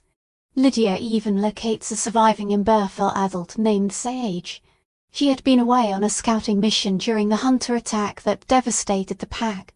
The moment she sees Thalia, she recognizes her and provides written testimony confirming the child's ancestry. Regina's lineage is the most difficult to prove. The Nightshade pack was thorough when it erased him. Still, Lydia discovers that his grandfather, Macius Nightshade, registered his genetic markers with the regional council shortly before the pack collapsed. Those records remain on file. When Regina's DNA is compared against them, the result is unquestionable. My son carries one of the purest surviving Nightshade lines. That makes him important. It also makes him dangerous to people who fear what he might claim. And it makes him a target. We need to discuss security, Lydia says during our 4th meeting, 3 weeks after the presentation ceremony. Her office has become a second home. The conference room feels less like a place for legal consultations and more like the command center of a war. You are living in an ordinary human apartment building, she continues. There are no wards, no supernatural security, and no pack protection. You now have 4 children officially identified as carriers of extinct or nearly extinct bloodlines. That arrangement cannot continue. We cannot afford private pack protection, I say, and every pack that has offered it expects something in return that I refuse to give. Then we establish protection of your own. Lydia opens a map on her tablet. Several neutral territories are held in trust by the regional council. They are not controlled by any particular pack. Originally, they were designated as sanctuaries for rogues, displaced wolves, and anyone seeking refuge. She looks at me. You could claim one. How? Regina asks. He attends most of our meetings now. His presence is both practical and protective. At 15, he already understands pack politics more instinctively than I ever will. Ancient bloodline holders receive priority when applying for neutral territory, Lydia explains. They must demonstrate both a legitimate need and the ability to maintain the property. She enlarges a section of forest roughly 2 hours north of the city. This parcel has remained vacant for 15 years. It covers 300 acres and includes a fully warded main house with several outbuildings. The map shows dense woodland surrounding an isolated structure. It belonged to the Silverstream pack until a succession conflict destroyed them. Why has no other pack claimed it? I ask. Because the wards cannot be activated by ordinary modern bloodlines.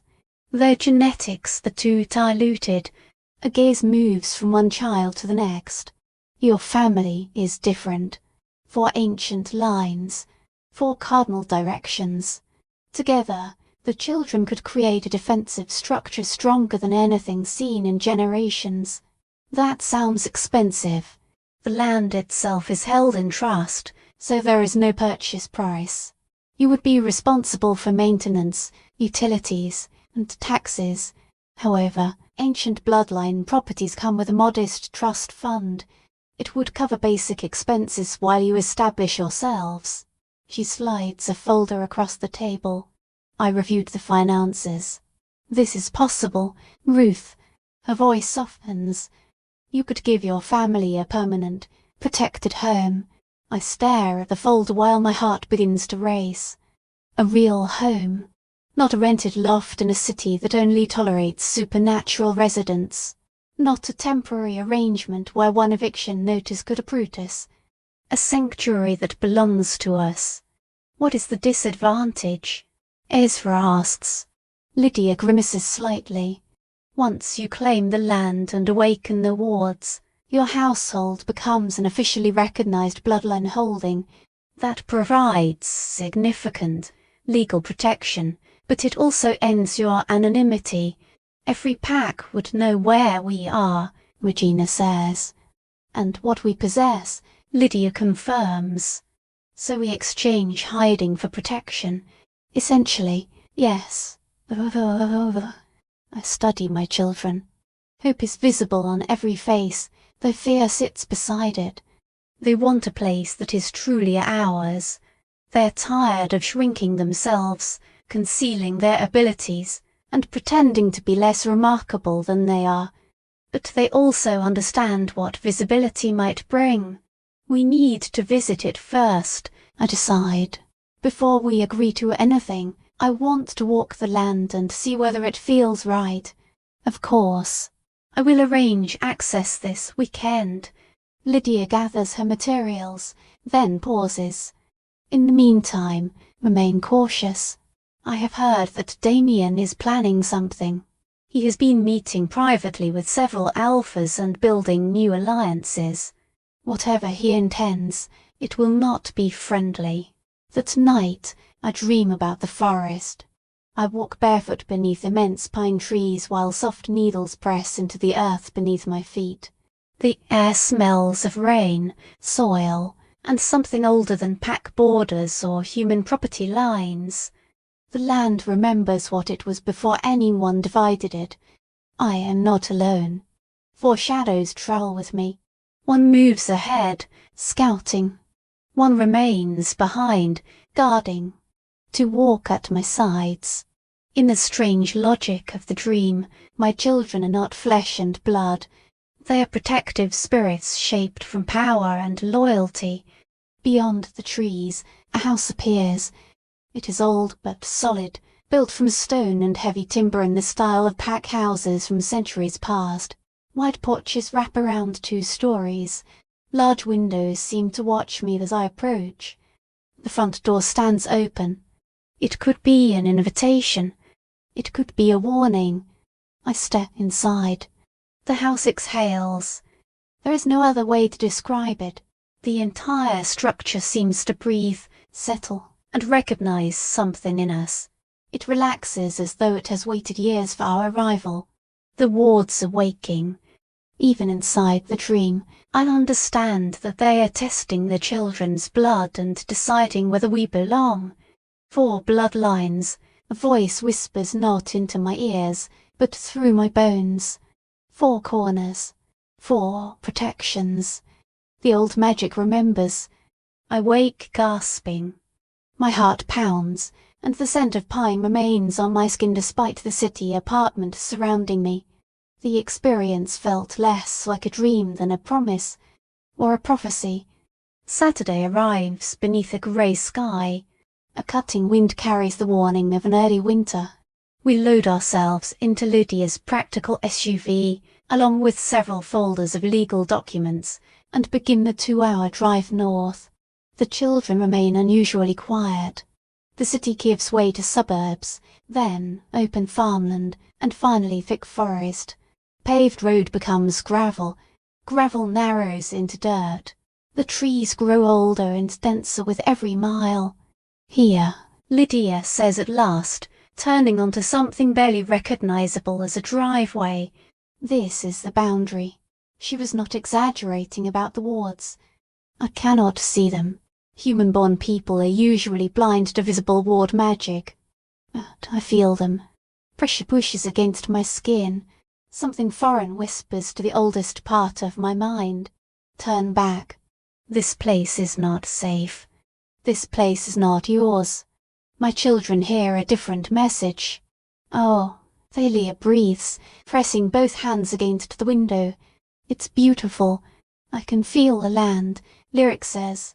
Her amber eyes lose focus. It is singing, not singing, Ezra corrects softly. Calling. It is calling us, Regina says. He says nothing more. His jaw tightens in the way it does when emotion becomes too strong for words. We leave the vehicle. The instant all 4 children place their feet on the ground, the atmosphere changes. The wards do not vanish. That would leave the territory defenseless. They soften. They recognize the bloodlines standing inside them and permit us to continue. This way, Lydia says. She guides us along an overgrown path. The house emerges between the trees like an image from a fairy tale. It is exactly the building from my dream. Stone walls, timber framing, 2 full stories and broad porches. Although it has stood empty for 15 years, the windows remain whole and the weathered door still hangs corrected on its hinges. The wards preserve the structure. Lydia explains where she notices my surprise. As long as they remain active, the building cannot decay beyond a certain point. Nature cannot fully reclaim something protected by magic. She removes an old iron key and turns it in the lock. The door opens with a long creak that sounds almost welcoming. Inside, time has stopped. Furniture remains arranged in the living areas. Books sit untouched on shelves. Photographs cover several walls, showing wolves I do not recognize the former Silverstream pack, most likely. Dust coats everything. The air smells stale from years of emptiness. Yet nothing is rotten. Nothing has collapsed. The house has simply waited. There are 4 bedrooms upstairs, Lydia says, her voice echoing through the open rooms. The main floor also contains a master bedroom, a full kitchen, 2 bathrooms, and a study. The basement was once used for pack meetings. She gestures toward the rear windows.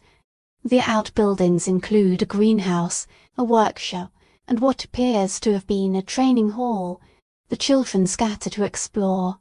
Their excitement is cautious, as if wanting the place too intensely might cause it to disappear. Footsteps move across the upper floor. Voices call from room to room whenever one of them discovers another possibility. I remain in the living room. On the wall hangs a photograph of 2 parents and 3 young pups smiling with the unguarded happiness of people who feel secure in their home. What happened to them? I ask. Lydia joins me. The Silverstream Alpha died without choosing an heir. All 3 of his children claimed the position, and none would submit to the others.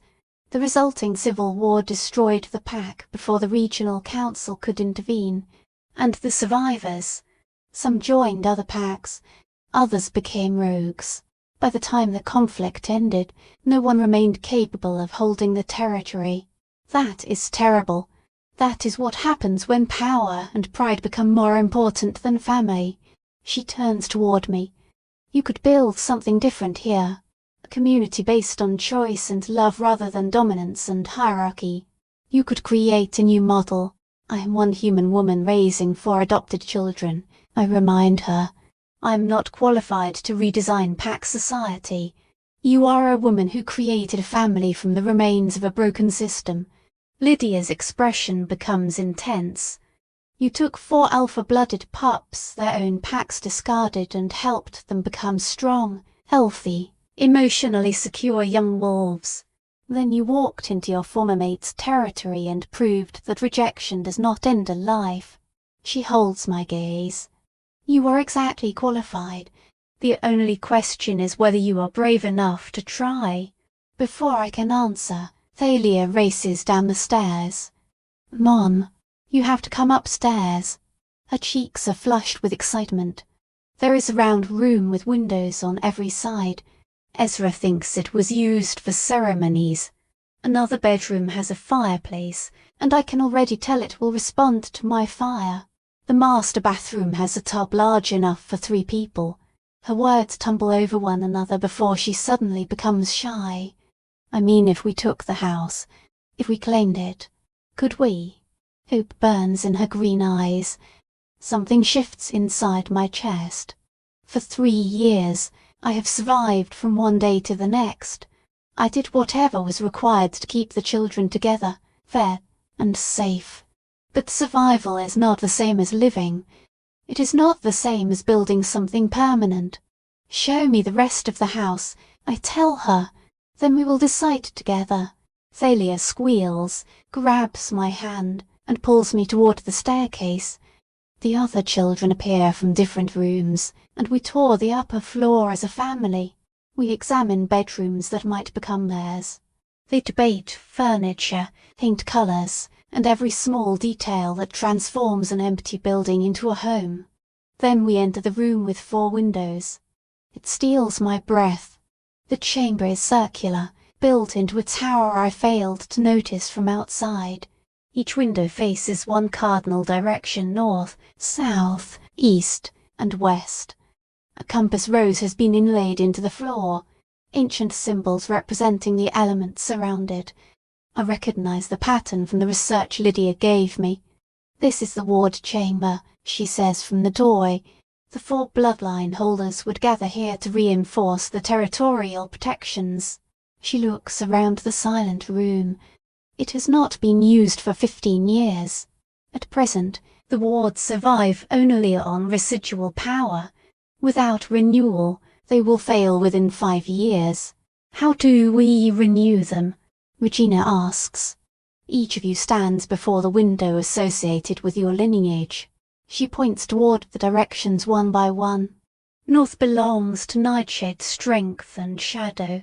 East belongs to Goldcrest sunrise and beginnings. South belongs to Emberfell fire and transformation. West belongs to Moonborn wisdom and the changing tide. Then she indicates the compass rose. You channel your connection to the land through the center. The wards read your bloodline and your intentions. They either accept the claim or reject it. What happens if they reject us? Lyric asks. They will not, Lydia says without hesitation. You are exactly what this territory has been waiting for.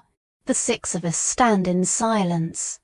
The full weight of the decision presses around me. This land offers everything I have wanted for the children's security, permanence, and space to grow without fear. But accepting it is also a declaration. We exist. We matter. We will no longer hide. Declarations always have consequences. I need time to think, I say.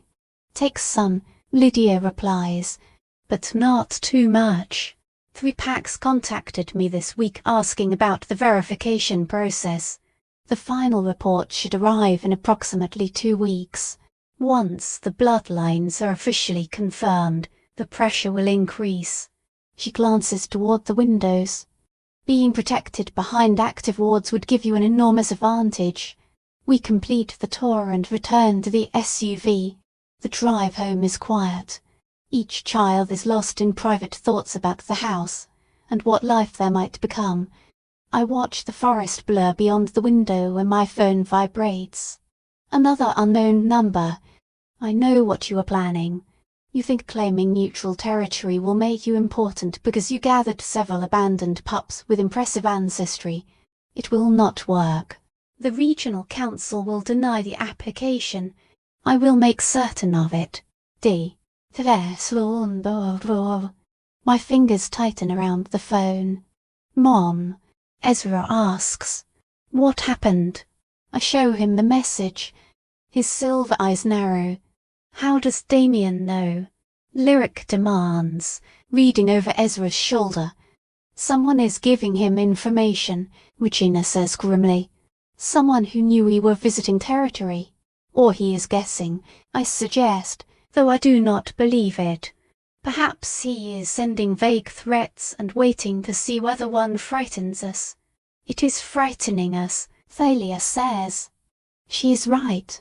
My pulse races while my mind creates one disaster after another. What if Damien truly has enough influence to stop the claim? What if he destroys this opportunity before we file the papers? What if I have given the children hope for a home I cannot provide? Stop, Lydia orders from the driver's seat. I look up. Whatever scenario you are building in your head, stop building it. Damien Silverpaw controls a medium-sized pack and possesses moderate influence. He is not all-powerful. Her voice is sharp with certainty. He is certainly not more powerful than 4 verified ancient lines. That message does not prove his strength. It proves his fear. She glances at me through the mirror. Frightened people threaten, intimidate, and try to make their opponents surrender before the real fight begins. What do we do? I will ask. We call his bluff.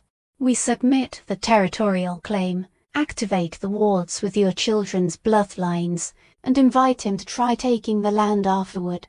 Her eyes meet mine. Unless you intend to let him frighten you into quitting before you begin. No. The answer comes more firmly than I expected. No. I am finished allowing Damien to determine my choices. Good. Lydia smiles. Then we go to war.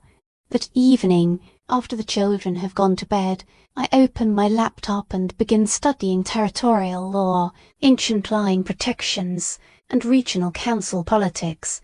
The material is dense and painfully dull legal precedents, procedural rules, and historical statutes written in language designed to exhaust ordinary readers. Somewhere inside those pages, however, lies the means to protect my family. 3 hours into a document on ward activation procedures, my phone rings. Rebecca's name appears on the screen. I almost let the call go unanswered. Our conversation at the ceremony felt sincere, but sincerity does not make us friends. And it certainly does not make her trustworthy. Curiosity wins. Rebecca. Ruth, her voice sounds strained. I need to meet you. In person. It is important. I do not believe that is wise. Please. The word carries desperation. This concerns Damien and what he is preparing to do. You need to know. Every instinct warns me that it may be a trap, a way to isolate me, collect information, or deliver me into whatever strategy Damien has created. Yet Rebecca sounds genuinely frightened. Not alone, I say. Not on Silverpaw territory. We meet in public, during daylight, and I bring someone with me. Yes. Anything you need. She takes an unsteady breath. The coffee shop on 5th Street. Tomorrow at noon. The call ends. I remain on the couch with the silent phone in my hand. I do not know what I have agreed to. More importantly, I do not know what Damien would be planning that frightens his own mate enough to warn me. The Luna's warning. The coffee shop on 5th Street was deliberately situated on neutral ground.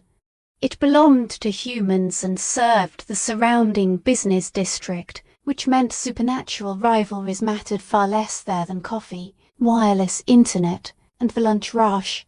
More importantly, The cafe was public enough that any open violence would draw immediate human attention. That was exactly why I selected it. I arrived 15 minutes early with Regina beside me. Lydia had wanted to accompany us, but I convinced her to stay away. The presence of an attorney would make the meeting feel official and hostile. If Rebecca truly intended to warn me, she needed to feel safe enough to speak without measuring every word. Still, I was not foolish enough to come alone. Regina chose a table near the window. From there, he had an unobstructed view of both entrances and the booth where I waited. Headphones covered his ears, but no music played through them. To anyone glancing his way, he looked like an ordinary teenager working on school assignments. In reality, he was serving as my security. At 15, Regina was more capable than many trained guards. Rebecca entered precisely at noon. The first thing I noticed was how fragile she appeared. The radiant Luna from the pup ceremony had vanished. In her place stood a woman who looked exhausted from the inside out. Her designer clothes hung more loosely than before, suggesting recent weight loss. Instead of elaborate styling, her honey blonde hair had been pulled into a plain ponytail. She looked as though sleep had avoided her for weeks. Rebecca spotted me at once and hurried over. Her movements were abrupt and nervous as she slid into the seat across from mine. "Thank you for meeting me," she said in a low voice. "I was not certain you would come. I nearly didn't." I examined her more closely. "You look terrible, Rebecca. What happened?" A humorless laugh escaped her. "That is one way to describe it." She scanned the surrounding tables for anyone paying too much attention, then leaned forward. "Damien intends to oppose your territorial claim. He has already submitted a formal objection to the regional council." My stomach dropped. "On what basis?" "Several grounds.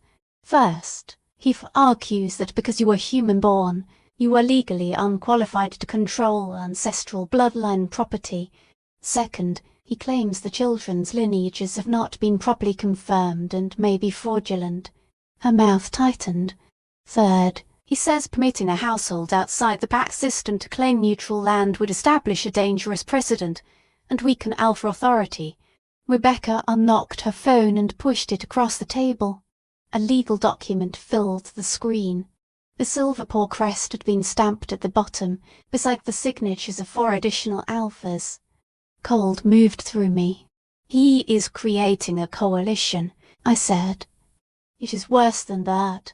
Rebecca's eyes filled with tears she refused to let fall. "He is not only trying to prevent you from obtaining the territory. He has petitioned for a review of your custody." The words struck like physical blows. "He claims 4 alpha-blooded children from ancient lineages are too important to be raised by a human woman without pack support. According to the petition, they require proper socialization and guidance from their own kind. Custody review. They intended to take my children." "They cannot do that," I said, but even I heard the uncertainty in my voice. "They can attempt it. With 5 Alphas supporting the petition, the regional council is required to consider it." Rebecca reached across the table. Her hand stopped just short of mine. "Ruth, I am sorry. I tried to change his mind. I told him it was cruel, unnecessary, and that your family posed no threat." Her voice shook. "But he has become obsessed. He sees the children's ancestry as an insult directed at him, as though you found something valuable only to humiliate him." "Why are you telling me?" I made the question blunt. "You are Damien's mate. You are the Luna of Silverpaw. Why would you risk his anger to warn me?" Rebecca withdrew her hand and wrapped both arms around herself. "Because I can no longer pretend not to see who he is. Perhaps who he has always been." She stared at the table. I was so desperate for security that I ignored what was in front of me. After a trembling breath, she continued, "The pregnancy I mentioned at the ceremony, the 5th pup I lost it." Her voice nearly disappeared. "I miscarried at 8 weeks. Rebecca, I am so sorry. Please don't." Her expression hardened. "I did not come for sympathy. So you know what Damien said when I told him?" I remained silent. He did not ask whether I was hurt. He did not comfort me or say we could try again. Her eyes rose to mine, filled with raw pain.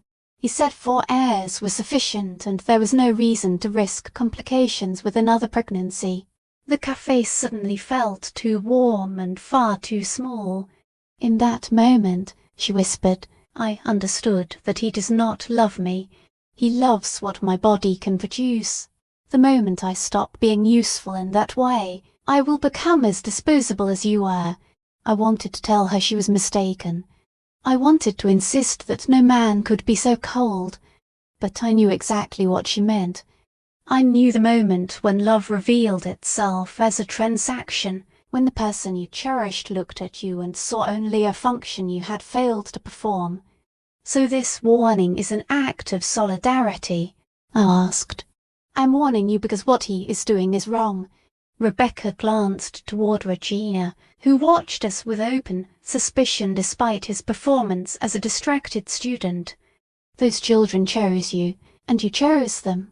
That matters more than blood, hierarchy, or any political principle alphas use to justify their ambition." She looked back at me.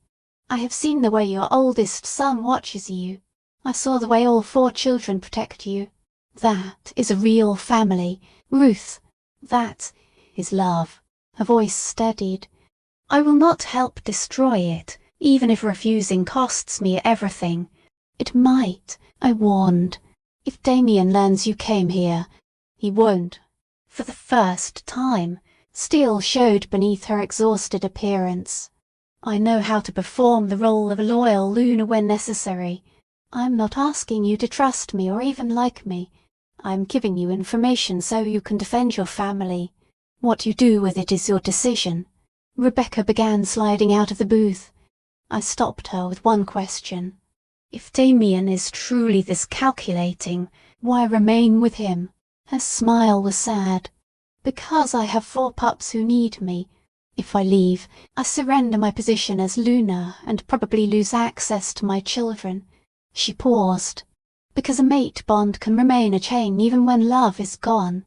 Then her voice became quieter. "And because I do not possess your courage. I am not brave enough to walk away from security, even after recognizing that the security is only an illusion." She left before I could answer. Rebecca disappeared into the lunch crowd with the practiced invisibility of a woman who had learned how to make herself small. I remained in the booth, absorbing everything she had said. Then I called Lydia. "We have a problem," I told her as soon as she answered. "A very serious one."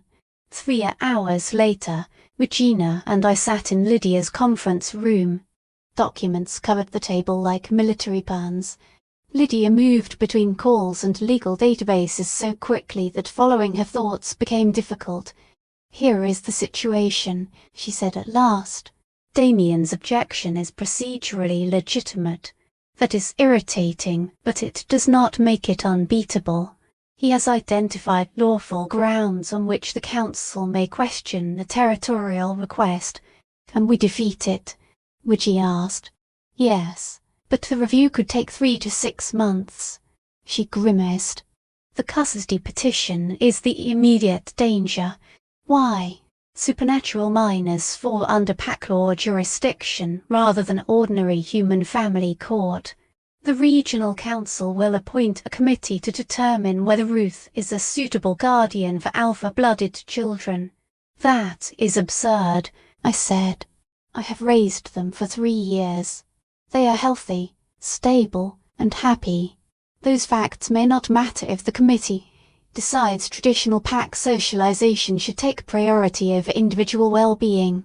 Lydia's expression was severe. Pack law was written by alphas to preserve alpha authority. It values bloodline, continuity, hierarchy, and formal training more than emotional attachment or chosen family. The next words came slowly. "If the committee concludes that the children require a conventional pack structure, It can remove them from your custody and place them with approved pack households. The rooms seemed to rotate. I gripped the edge of the table while nausea rose inside me. They would separate us, Regina said. His voice sounded empty. 4 different bloodlines would mean 4 different packs. In all likelihood, yes, Lydia replied. Then how do we stop them? I asked. We build evidence they cannot dismiss. She began making a list. Character witnesses. Medical history showing the children's health and development under your care. Psychological evaluations documenting the strength of the family bond. Expert testimony explaining the value of chosen family and the harm created by forced separation. Her stylus moved rapidly across the tablet. And we attack the assumptions behind their case. What does that mean? If Damien wants the council to examine your fitness as a guardian, we force it to examine the pack system's fitness as a child-rearing institution. A sharp smile appeared on Lydia's face. We present the number of alpha pups abandoned by their original packs. Those statistics are devastating. We argue that a system which discarded these children when they were inconvenient has no moral right to reclaim them after discovering their political value. That will make nearly every established pack hostile toward us, Regina observed. Excellent, Lydia answered. For once, let them defend themselves. Her expression became serious again. But we have very little time. The council can initiate a custody review immediately. Evaluators may begin visiting within weeks. She leaned forward. We need the territory claimed and the wards active before anyone can physically separate the family. Once the children are established on protected ancestral land, removal becomes far more complicated. We are racing against the process, I said. Exactly. If we follow their timetable, we will probably lose before the evidence is complete. Lydia held my gaze. I recommend accelerating everything. We submit the territorial claim tomorrow under emergency provisions, move this weekend, and activate the wards immediately. Is that lawful? Aggressive, yes. Illegal, no. Ancient bloodline holders may occupy abandoned territory during an emergency. A credible threat of forced family separation should qualify. I turned to Regina. Fear and resolve struggled in his expression. What do you think? We have no real alternative, he said. We can take the risk and fight now, or wait for them to divide us. I would rather lose while resisting. The others must decide as well. This concerns all of them. I agree, Lydia said. Then her voice softened. But you need to tell them the truth. Even after everything we do, the regional council may still decide that pack law overrides your guardianship. The thought of explaining that possibility to Lyric, Ezra, and Thalia made my stomach turn. But Lydia was right. They deserved a choice based on the truth. That evening, I gathered all 4 children in our living room. They sat around me in different states of alertness. Regina knew most of what I would say. The others recognized from my face that the conversation was serious. I told them everything. Rebecca's warning. Damien's objection. The petition for custody review. The possibility that officials could remove them from our home. The silence afterward was unbearable. Lyric spoke first. Her voice was smaller and more frightened than I had ever heard it. They could take us from you. And from each other. They can try, I said carefully. We will not allow it to happen without fighting. What kind of fight? Ezra asked. Legal or physical? Legal, primarily. I explained Lydia's plan. We can claim the territory now and activate the wards this weekend. Once we are recognized on protected bloodline land, separating us becomes much harder. But not impossible, Thalia said. She understood too quickly. They might still take us. Every part of me wanted to lie. I wanted to promise that everything would be all right, that no one could ever tear us apart, and that I would protect them from every possible danger. But I had never lied to my children. I would not begin now. Yes, I admitted. Even if we do everything correctly, the council could rule against us. They might decide traditional pack upbringing matters more than our bond. They could separate you and place each of you with a different pack. I forced myself to continue. You need to understand what we risk by fighting, and you must decide whether you want to accept that risk or consider another arrangement.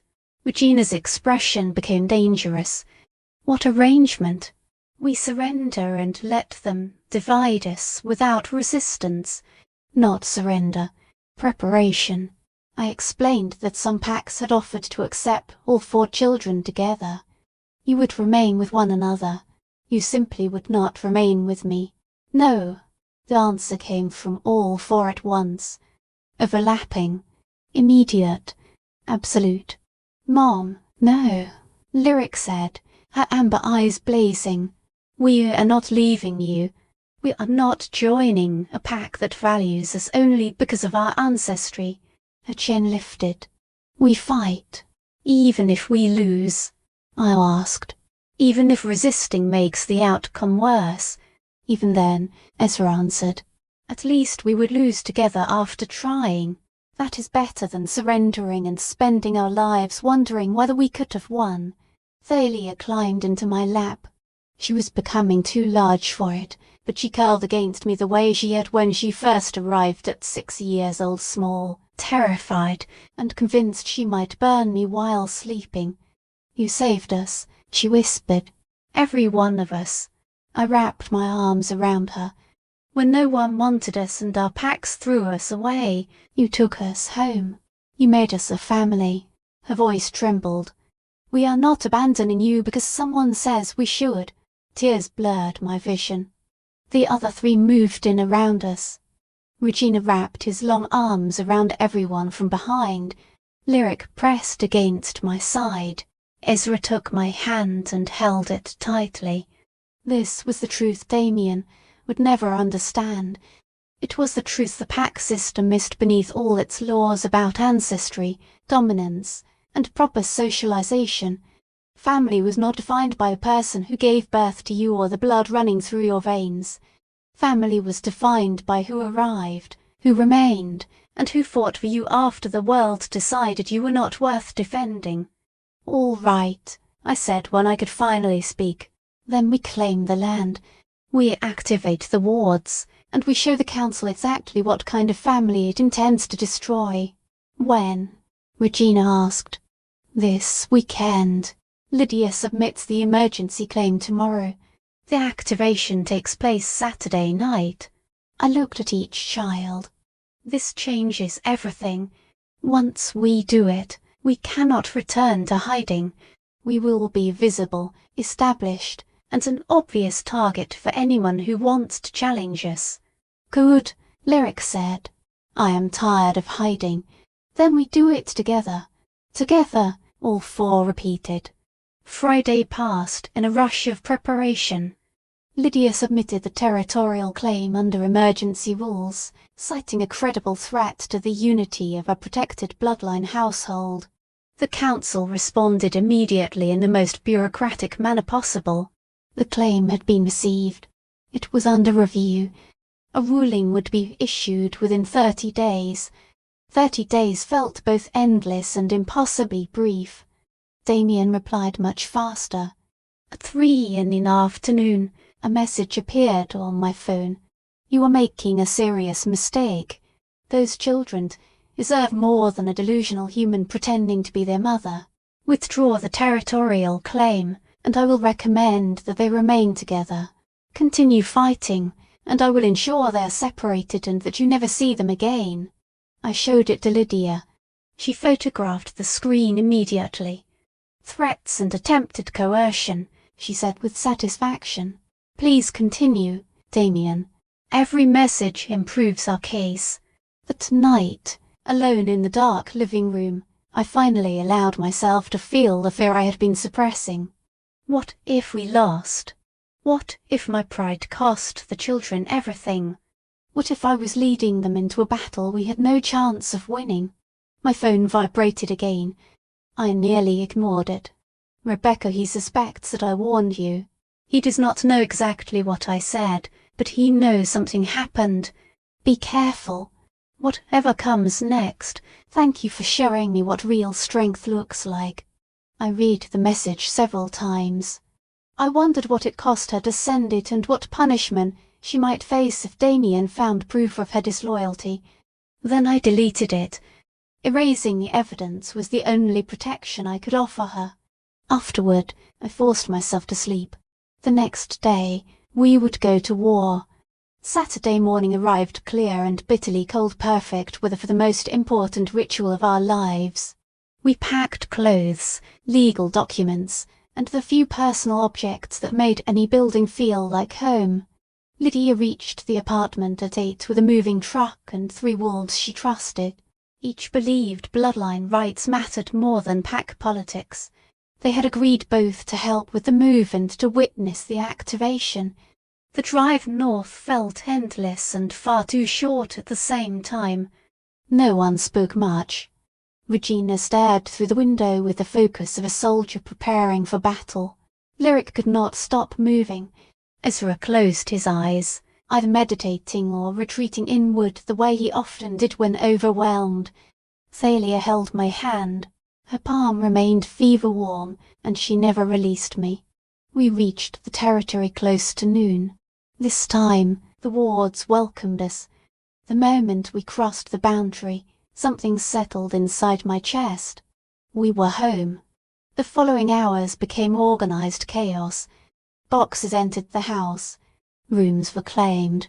Dust was cleared. Floors were swept, and enough of the kitchen was cleaned to make the building livable. Lydia's 3 assistants worked without complaint. They respected the family's privacy while providing the strength needed to move furniture and supplies. By 6 that evening, the sun had begun sinking. We were as prepared as we could be. The activation should begin at sunset, Lydia explained as everyone assembled in the tower chamber.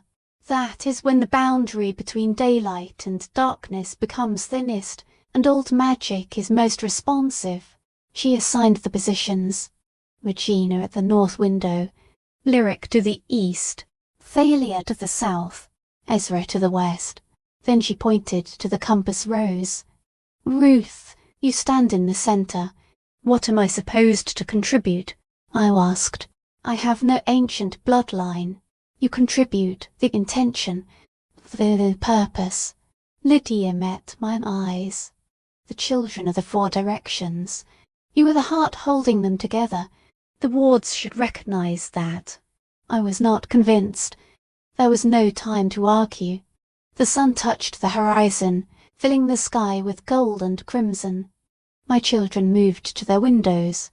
Regina faced north, his obsidian eyes focused and solemn. Lyric faced east, barely able to contain her energy. Thalia faced south.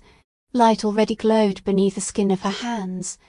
Ezra faced west, his silver eyes reflecting the last light of day. I stood in the middle of the compass rose.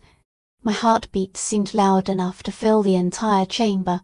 Now, Lydia said softly, call upon your power. Let it move through you, through the land, and through one another. Her voice dropped. Then state your intention.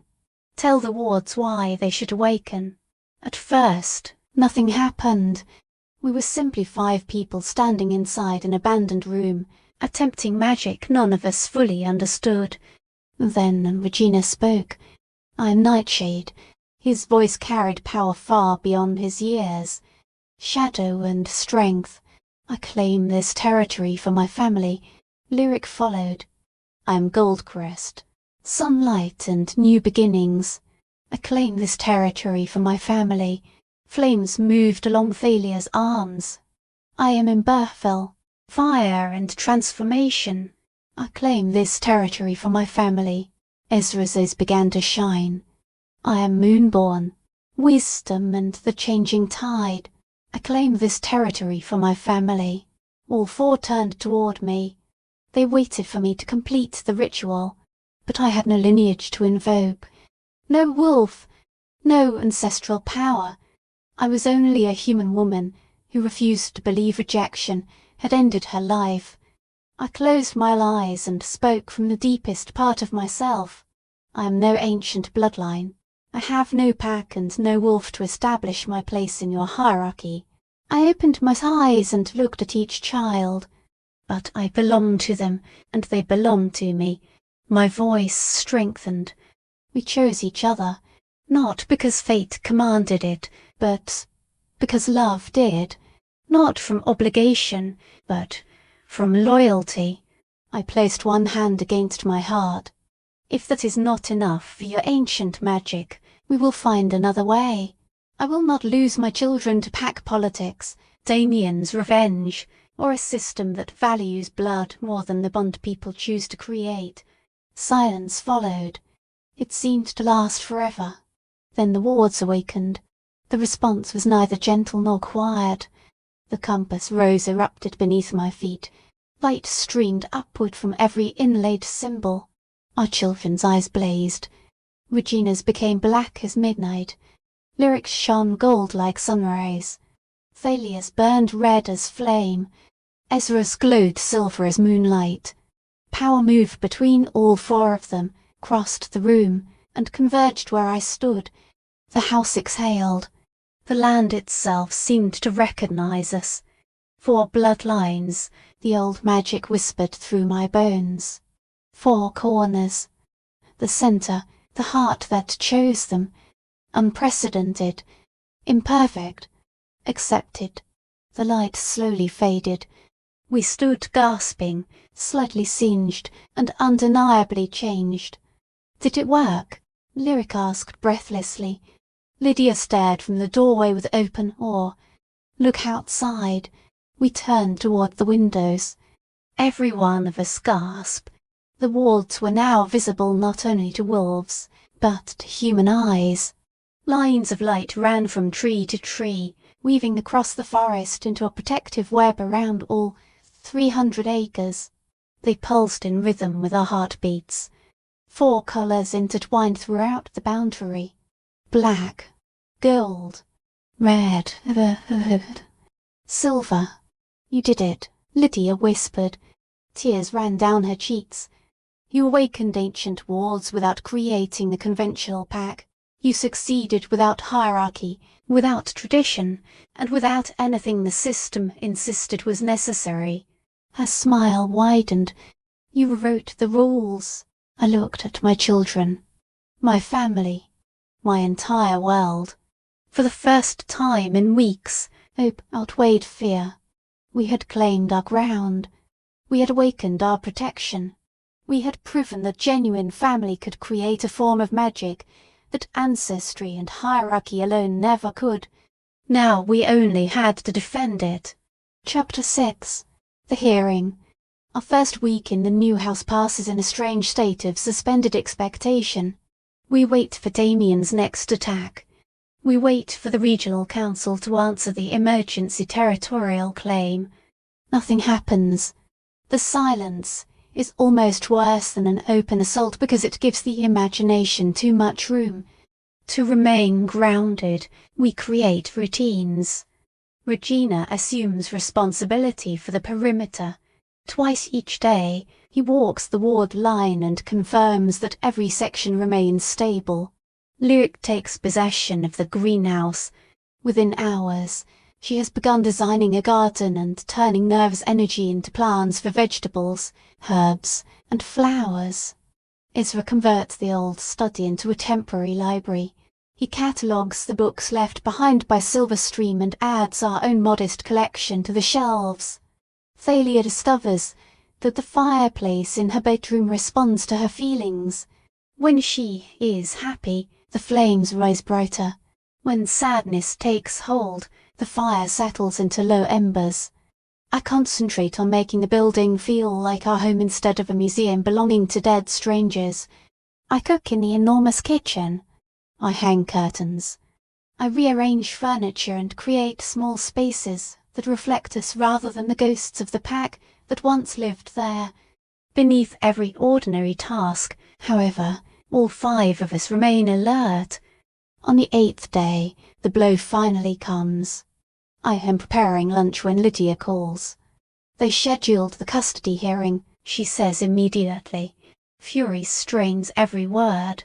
3 weeks from today. The review committee has also been selected. My hands go numb. The knife falls onto the cutting board. Who did they appoint? 3 people. Alpha Cornelius Ashford of Iron Ridge, the man who repeatedly contacted you about Regina. Elder Meredith Grayson, who is officially neutral but widely known for traditional views. Lydia pauses, and I hear her force herself to breathe. And Damien Silverpaw. That is a direct conflict of interest. My voice rises. He filed the petition. He cannot also judge it. Apparently, he can. Damien argued that his personal knowledge of your history and character makes him uniquely qualified to evaluate your guardianship. Disgust fills Lydia's tone. The regional council accepted that argument. They are not even attempting to conceal the bias. Ruth, the committee has been arranged against us. I lower myself into a kitchen chair. The room seems to tilt. What can we do? We prepare. We build the strongest case possible and find witnesses who can speak about your parenting, the children's development, and the bond holding this family together. She hesitates. Then we hope at least one committee member still possesses a conscience.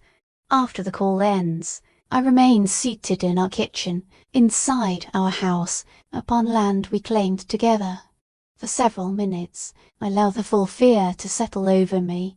They are going to take my children. Not perhaps. Not possibly.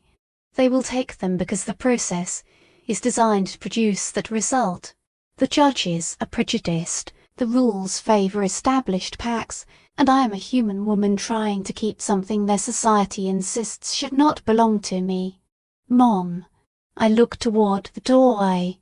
All 4 children stand there. They may have overheard Lydia. Perhaps they sensed my distress through the connection created when we activated the house. Either way, they deserve the truth. The hearing is in 3 weeks. I tell them. Damien is one of the committee members. Their outrage erupts instantly. Lyric begins pacing, her hands closing into fists. Regina's face becomes dangerously blank. The expression he wears when controlling his wolf requires every ounce of discipline. Ezra's eyes flash silver. Even gentle Thalia has small flames dancing along her fingertips. That is cheating, she says. Her voice trembles. They are cheating. Yes, I answer. They are. Then we cheat too, Lyric says fiercely. We find a way to remove Damien, or we follow the law, I interrupt. Why? She demands. Because breaking it would prove every accusation against us. They would say we are untrustworthy and willing to ignore rules whenever those rules become inconvenient. Even if obeying them means losing. Regina asks quietly. I want to promise that justice always rewards people who act correctly. I want to tell him the world is fair. But he is too old for comforting fairy tales, and I am too exhausted to pretend. Even then, I say, our integrity is the one thing they cannot confiscate. The following 2 weeks become another gauntlet. Lydia fills our days with preparation and witnesses. A child psychologist interviews each child privately. Afterward, she describes them as some of the healthiest and most emotionally secure young wolves she has evaluated in decades. A bloodline historian explains the rarity of their ancestry and the historical importance of preserving their autonomy. A retired regional council member argues that families created through choice deserve the same protection granted to biological households. We collect ordinary character witnesses, as well. My former landlady describes 4 polite, helpful children and a mother who never missed rent despite supporting a crowded household. The bookstore owner, beneath our old apartment, remembers Ezra spending hours reading and returning every book to its exact place.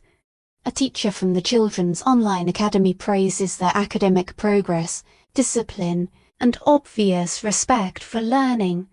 We compile medical records showing no abuse, neglect, or untreated illness. Financial statements prove that I can support them.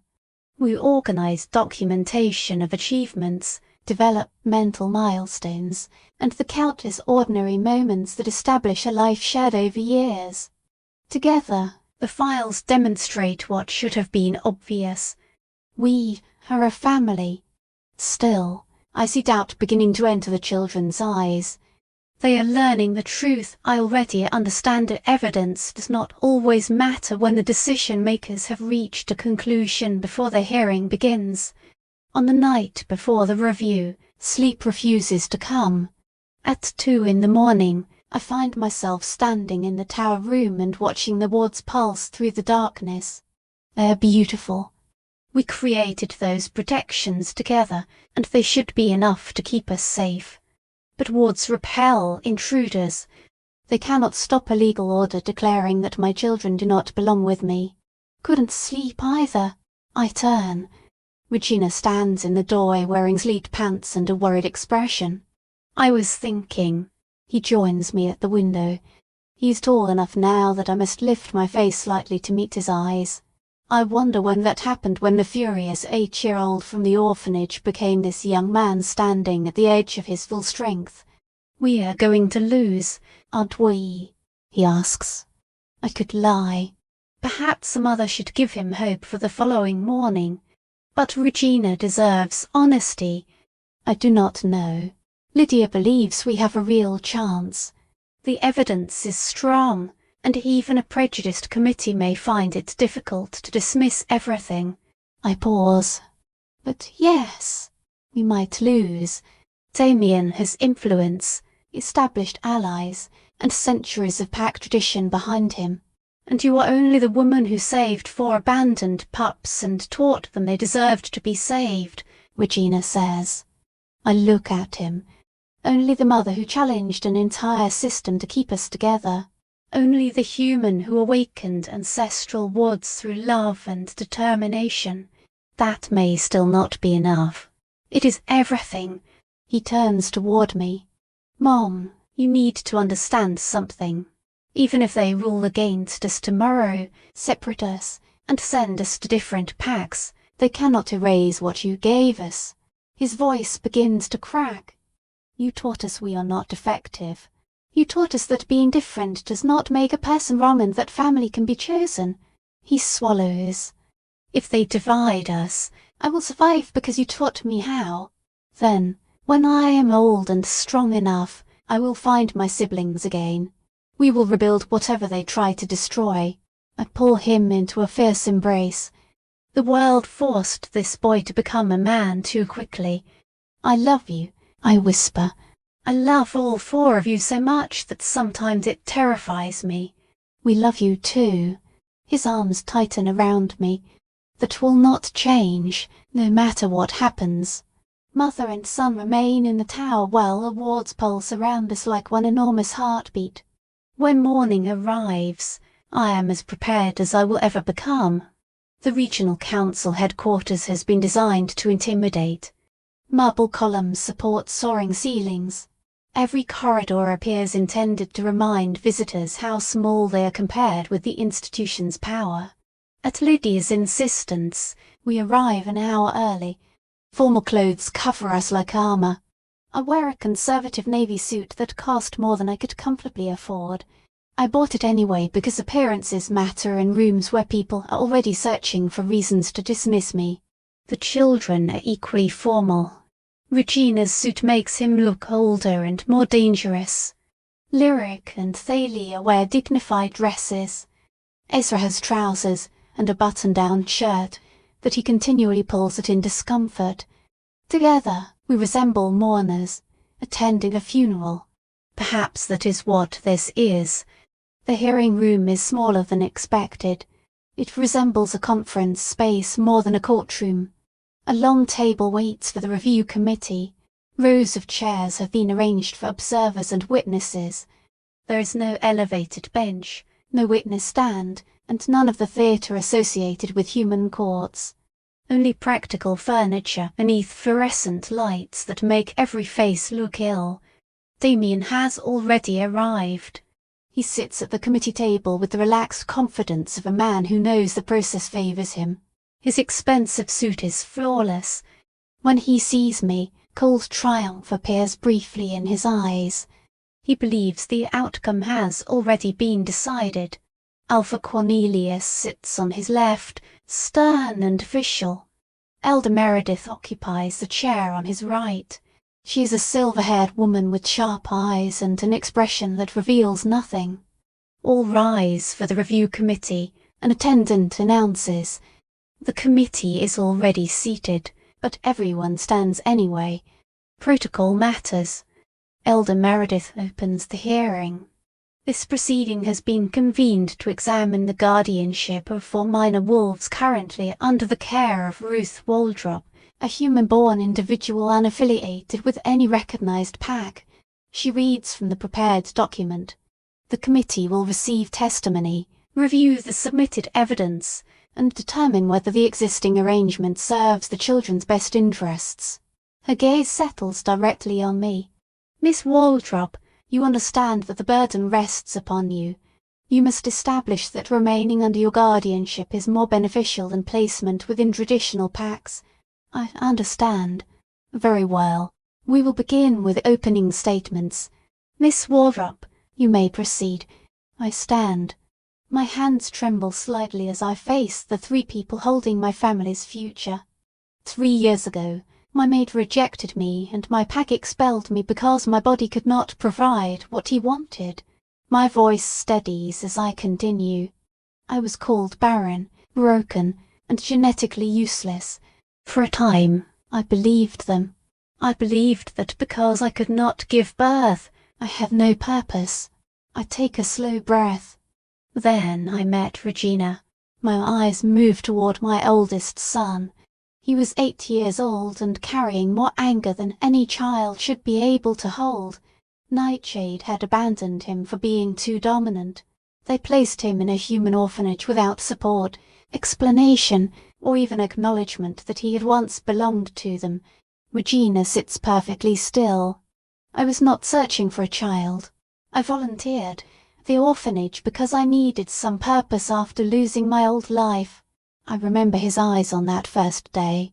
But Regina looked at me with pain, fury, and a hope so frightened that he tried to hide it. I could not walk away. The room remains silent. I brought him home. I studied everything I could find about alpha pups, trauma, and pack behavior. I made countless mistakes. But I returned every day. I did not abandon him, even when he expected me to. Miss Waldrop, Elder Meredith, interrupts. The account is moving, but I am establishing a pattern, I say firmly. Her eyebrows rise, but she permits me to continue. 1 year later, I met Lyric. She was 10, carried Goldcrest blood, and had been declared illegitimate by her pack. She moved through foster homes that could not care for a wolf child. I look at my daughter. I brought her home, and our family grew to 3. Then Ezra. Moonborn who scarred Ezra because they called his eyes cursed. Finally, Thalia. Thalia survived the destruction of Emberfell, but the remaining adults lacked the resources to keep every pup. I place both hands on the table. 4 children, 4 ancestral lines. 4 people whom the pack system declared disposable. My voice thickens. I did not rescue them. They rescued me. They gave me a family after I believed I would never have one. They gave me purpose after I had been convinced I possessed none. I looked directly at the committee. Together, we created something your laws claim should not exist, yet it functions better than many traditional packs. Are you finished? Damien asks, disdain coating his words. No, I turned toward him. You filed this petition because you claim my children require proper pack training, but you are the same man who rejected me for being unable to conceive. You humiliated me publicly to make your cruelty appear justified. The room becomes utterly still. You later invited me to your pup ceremony for the purpose of reopening that humiliation. This petition is not about the children. It is punishment because I survived you. Alpha Cornelius leans forward. That is a serious allegation. It is the truth, and everyone in this room knows it. I square my shoulders. I am not a perfect mother. I am not even a wolf. I cannot shift, and I cannot teach every detail of hierarchy from personal experience. My gaze returns to the children. But I love them without conditions or reservations. For 3 years, through every difficulty, I have demonstrated that love is enough to produce healthy, capable, secure children. I sit. Beneath the table, Regina finds my hand and squeezes. Damien's opening statement is exactly what I anticipated. It is cold, controlled, and centered upon my supposed deficiencies. I am human, and therefore unqualified. I lack pack support, and therefore the children are isolated. I do not possess the knowledge or resources required to prepare ancient alpha heirs for their future responsibilities. He presents every argument with calm logic. That is what makes it terrifying. The testimony begins. Lydia's experts speak about childhood development, trauma recovery, and ancestral protections. My witnesses describe devoted parenting and children who are stable, respectful, and thriving. Then Damien presents his witnesses. A pack psychologist claims that wolf children raised outside formal pack structures frequently struggle with identity and belonging. A bloodline specialist argues that ancient lineages require cultural instruction, unavailable from a human guardian. An alpha from a neighboring territory states that the children's genetic inheritance is too valuable to be wasted in an unconventional household. No one directly calls me abusive or neglectful. Instead, they imply that even excellent human parenting must be inferior to average pack parenting when wolf children are involved. It is death by 1,000 careful cuts. The hearing continues into the afternoon. My children testify individually. Regina is asked whether he resents having a human mother incapable of understanding his wolf. Understanding comes from listening, he replies. It does not require shared DNA. Lyric is asked whether she feels isolated from other young wolves. The quality of a relationship matters more than the number of wolves in it. Ezra is asked if he wishes he had grown up in a traditional pack. My birth pack called me cursed and expelled me. No, I do not wish they had raised me. Then failure takes a turn. The youngest child is asked whether she understands the significance of having a mother who is not a wolf. It means I have a mother who chose me, she says in a small but clear voice. She did not keep me because she was required to. She wanted me. Her green eyes turn toward me. That feels more special than being born to someone who may not have wanted you. Even Elder Meredith appears affected. Damien does not.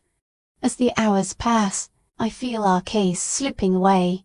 We possess evidence, love, and powerful testimony. They possess precedent, tradition, and the weight of a structure never designed to recognize families like ours. Near sunset, Elder Meredith calls for closing arguments.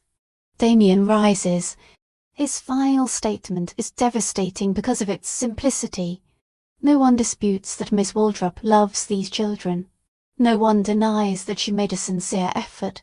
He looks toward them with an expression that almost resembles sympathy. But affection and effort are not enough when 4 of the most historically significant bloodlines in our species are at stake. He describes their ancestry as a genetic legacy older than modern packs. These children may restore lineages believed lost. that potential is too important to entrust to someone who, through no moral fault of her own, cannot provide the specialized upbringing they require. His voice remained gentle.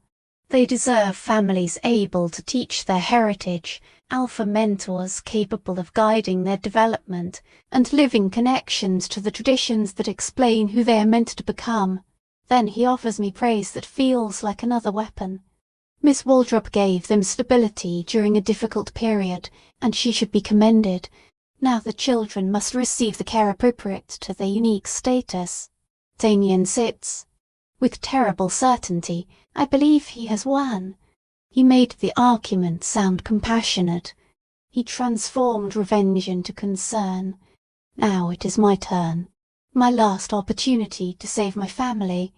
I rise on unsteady legs. Everything Alpha Damien said is true. Confusion flashes across Lydia's face. My children deserve to understand their heritage. They need mentors, cultural knowledge, and guidance regarding the power they carry. I gather my courage. But he omitted the most important part. The committee watches me. The 4 lineages before you were not protected by pack politics.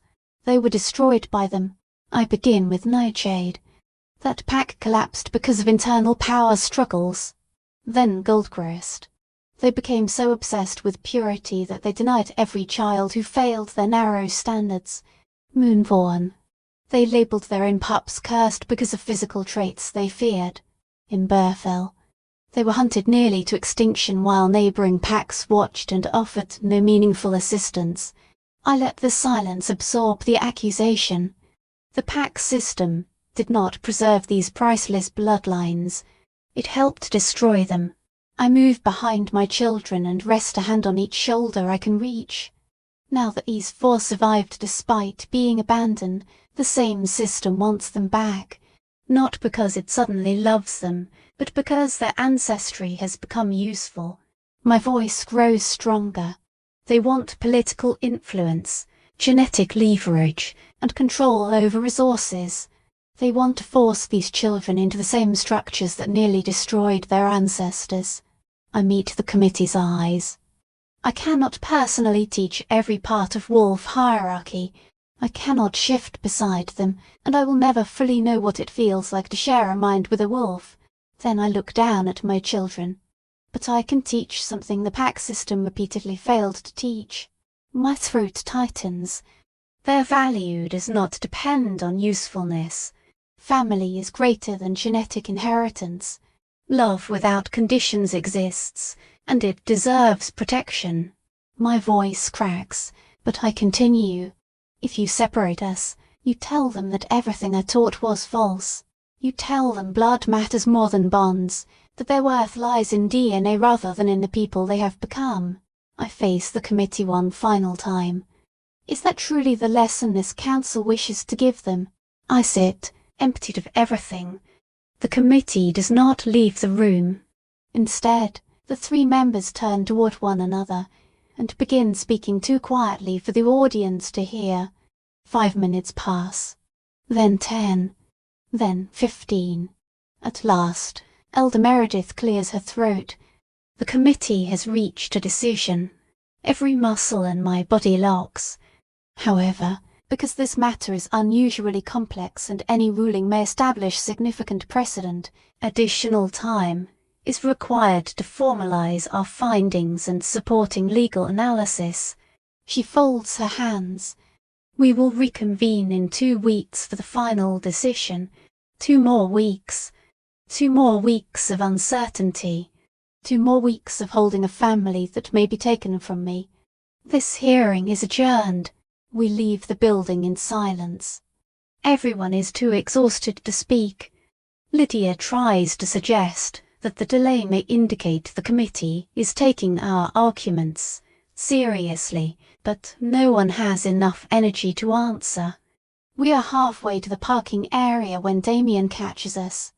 Ruth, I need a word. I turn and place myself between him and the children. I have nothing to say. Then listen. He glances at them before returning his attention to me. Withdraw the territorial claim. Stop contesting the custody petition. Allow the children to enter appropriate pack placements, and I will ensure they remain together. His voice is almost reasonable. You may receive supervised visitation. They will not lose you entirely. They will lose control over their lives, I answer. Placed together means one pack, one alpha, and 4 ancestral lines controlled for political purposes. They would receive structure, training, and opportunities you cannot provide. They would receive a cage. I step closer, lowering my voice. You lost, Damien. His expression tightens. You rejected me, expelled me, and tried to erase me. I survived anyway. More than that, I built something beautiful from the ruins you left. I finally understand the truth. That is what you cannot forgive. Not my humanity. Not my infertility. You cannot forgive the proof that you failed to break me. His jaw clenches. You will lose this case. Perhaps. I do not look away. But even if you take my children, you still lose. He frowns. They will know I fought for them. They will remember that I chose them every day. And when they become old enough to choose for themselves, they will know the difference between the person who loved them and the man who viewed them as resources. I gather the children and turn away. Behind us, Damien speaks one final threat. You will regret this. No, I do not look back. The only thing I regret is spending 2 years loving a man who never deserved it. We drive home beneath the weight of the day. No one speaks. 2 weeks remain. 2 weeks until we discover whether love truly carries legal power, or whether the pack system will finally destroy the family it tried to prevent from existing. Chapter 7. The long wait and the unexpected ally. The 2 weeks after the hearing feel longer than years. We move through ordinary life while waiting for the decision that may destroy it. Every day exists in suspension, as though an axe hangs above us and no one knows when it will fall. The house that once felt like a sanctuary begins to resemble a beautiful cage. Beyond the windows, the ward lights pulse in rhythms that seem synchronized with our anxious hearts. I often catch the children watching one another in ways that break me. They study faces. They memorize gestures. They collect small details as though preparing for a future in which memories may be all they are permitted to keep. Thalia stops sleeping in her own bedroom. Every night she carries her blanket into Lyric's room and curls between her sister and the wall, just as she did during her first months with us. When I ask why, she gives an answer that nearly shatters me. I am practicing for when I cannot do it any more. Ezra spends entire days in the study. He arranges and rearranges the books, creating increasingly detailed systems, organizing that one corner of the world gives him control over something when the rest of his life feels uncontrollable.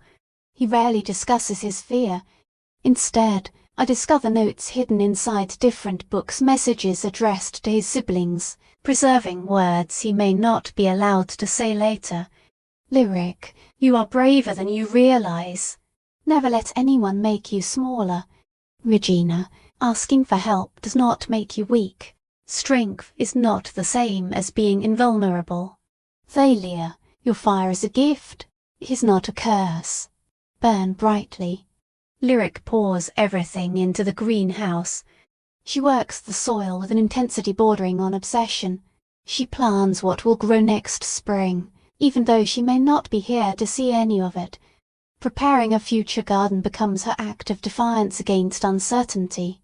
Regina becomes my shadow.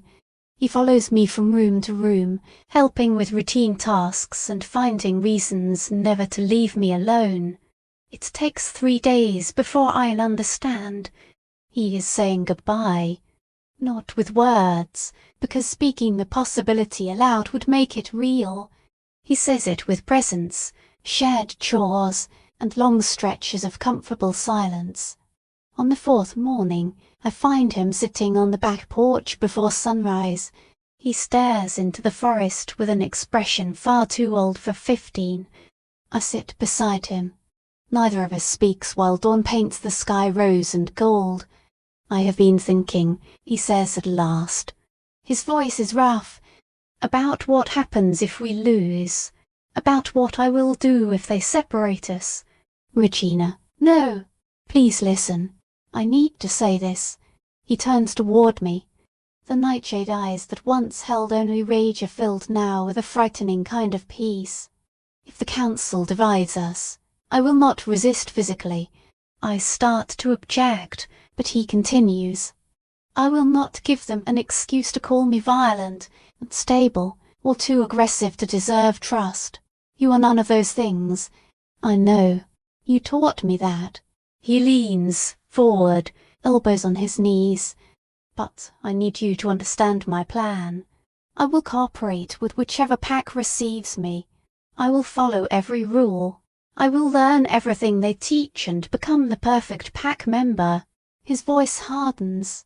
"I will prove I am disciplined, useful, and exactly what they believe an alpha-blooded wolf should be." Then he looks directly into my eyes. "The day I turn 18 and gain legal independence, I will find my brother and sisters. We will return to you." His certainty fills the cold morning. "They will not be able to stop us, because we will be adults with verified bloodline rights and the full protection of ancient law." I stare at him. The angry child I brought home has become a strategist capable of looking beyond immediate suffering toward a distant objective. 3 years, I whisper.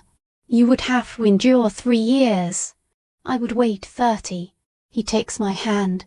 "You taught me that family does not depend on convenience or physical distance. It depends on commitment." His fingers close around mine. "I am committed to you, Lyric, Ezra, and Thalia for the rest of my life." Regina draws a breath. "So if the ruling goes against us in 5 days, I need you to release me without making the moment harder. Trust that it is not an ending. It is a detour. Everything inside me wants to refuse. I want to promise that I will fight, run, or hide before voluntarily allowing anyone to take him. But he is asking me to be strong for his sake. I can try, I say. That is all I need. We remain together while the sun rises. I commit every detail to memory, the weight of his hand, the warmth of his shoulder against mine, and the quiet strength of a boy calmly preparing for heartbreak. On the 7th day, the wards announce a visitor. I am making lunch when the protective web hums with recognition, signaling the approach of someone granted legal access. At first, I assume Lydia is arriving with news. Then an unfamiliar car appears along the drive. A tall, regal woman steps out. She appears to be in her 60s, with silver hair, dark skin, and the kind of authority that makes others instinctively straighten. She moves like an alpha, though her presence carries something older than modern pack rank. Power surrounds her the ancient kind. Regina appears beside me, his body ready for conflict. I do not know her scent. Stay close. We move toward the front door. The stranger is halfway up the steps when I open it. She stops and studies me with sharp eyes that miss nothing. "Ruth Waldrop." It is a statement, not a question. "I am Sage Imberfell. We have communicated through your attorney, but I wanted to meet in person. Sage, the surviving Imberfell wolf who confirmed Thalia's ancestry. What brings you here?" I'll ask cautiously. I intend to ensure the regional council does not make a catastrophic error. Her gaze moves toward Regina. Approval appears briefly. "Nightshade, you have your grandfather's eyes. You knew him?" Regina asks. "I knew many people before the world decided ancient bloodlines were disposable." Sage returns her attention to me. "May I enter? What I need to say should not be shared with the forest." I hesitate. Regina gives a small nod.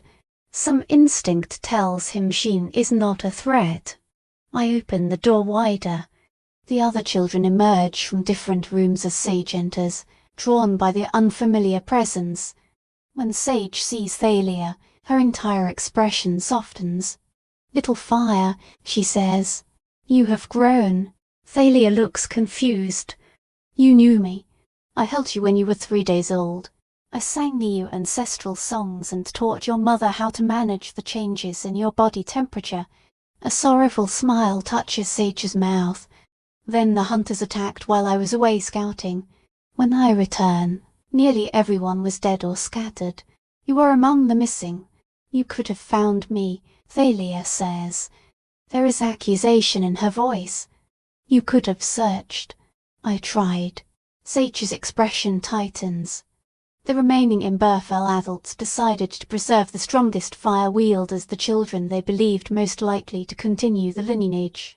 "Your abilities were classified as adequate, but not exceptional." Thalia's face falls.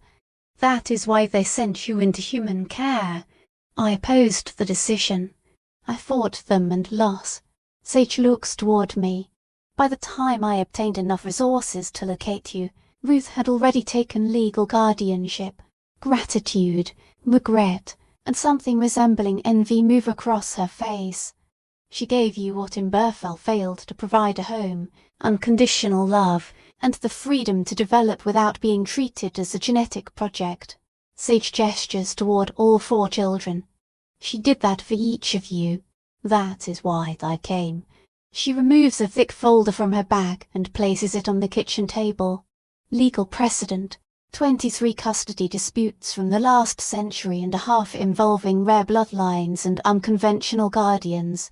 She taps the cover. "I reviewed every ruling. I identified patterns, successful arguments, and procedural weaknesses." Her eyes meet mine. "This is ammunition." I study the folder. "Why help us? Because the alternative is watching history repeat itself." Sage's voice fills with old anger. "The pack system will destroy these lineages again, only more slowly. It will divide the children, place them with families who see resources before people, and force them into roles designed to preserve an abstract legacy." She rests both hands on the table. "Imberfell did not disappear only because hunters attacked. We were already destroying ourselves. We valued breeding over attachment, power over affection, and the continuation of the line over individual happiness." Her jaw tightens. "We produced wolves who were physically powerful and emotionally empty. When the hunters came, too many of them had nothing meaningful to defend. Silence follows. Your children are strong because they are loved," Sage continues. "They are resilient because you allowed them to become themselves." She looks at each one.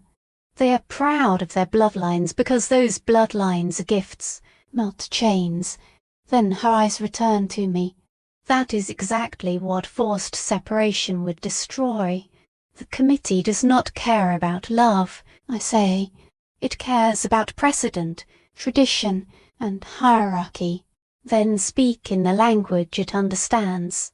Sage opens the folder.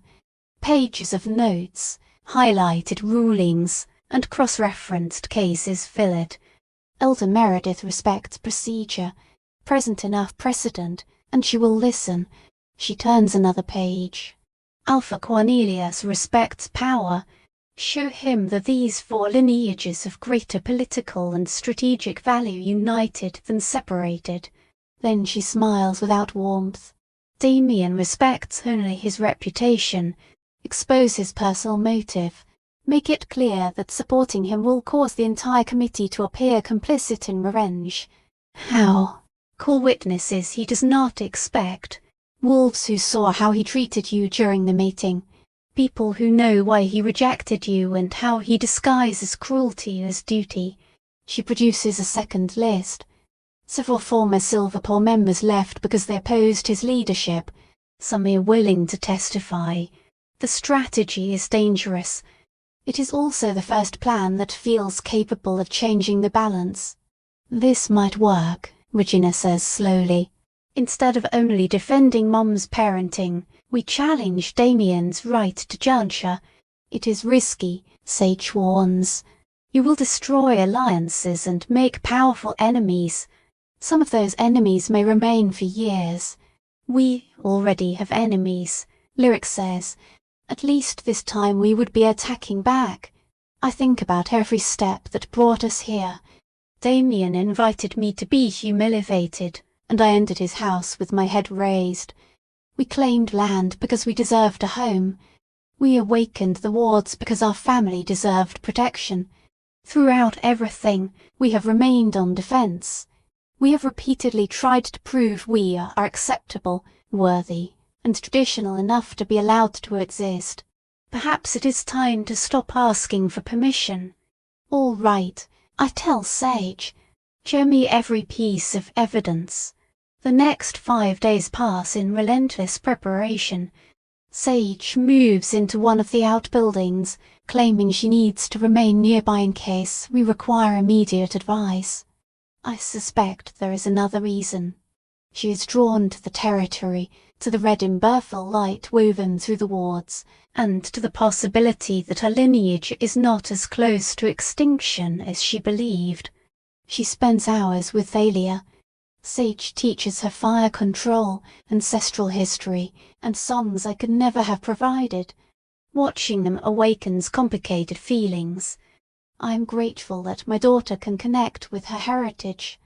A selfish part of me also fears Sage may offer something so important that my own role will shrink. Then Thalia runs to me at dinner, breathlessly describing everything she learned. The fear disappears. Sage can teach her about fire. I taught her what family means. She needs both. Neither one is complete without the other. On the 10th day, Lydia arrives with an expanded witness list. 3 former Silverpool members have agreed to describe Damien's behaviour during our mating. One is Clara, a woman who was once very close to me before my rejection made loyalty dangerous. Her written statement brings tears to my eyes. Damien never truly loved Ruth. He loved the version of her that benefited him, Abita's daughter who could strengthen political alliances and produce heirs. When she failed to conceive, he treated her like defective property. Over 2 years, I watched him become colder and crueler. He rejected her before an audience, because humiliation was part of the purpose. This custody petition is not about the children. It is retaliation against Ruth for building a life after he attempted to destroy her. She is risking a great deal, Lydia says, testifying publicly against an alpha as vindictive as Damien could exclude her from pack society. Why would she do it? She says she failed you 3 years ago. She should have defended you and chose safety instead. This is her opportunity to correct that choice. Lydia pushes the statement toward me. Do you want her called as a witness? Part of me wants to refuse. Clara remained loyal only while loyalty was convenient. I could leave her with the guilt and deny her the relief of redemption. Another part understands how difficult it is to oppose a system capable of taking everything from you. People deserve the chance to choose differently. Yes, I say, tell her she may testify. On the 12th day, Rebecca calls. We have not spoken since the cafe, and I almost let the phone ring unanswered. Curiosity wins again. Rebecca. Ruth's door closes in the background. I need to tell you something about the committee. My heart stops. What happened? Elder Meredith visited Damien yesterday. I overheard part of the conversation. They were not as private as they believed. She draws a breath. Meredith is leaning toward ruling for you. She finds the evidence persuasive. She believes separating the children would cause severe harm, and she is uncomfortable with Damien's presence on the committee. Hope flares inside me. That is good. It would be, except Damien knows. Rebecca lowers her voice. He is preparing something for the final hearing.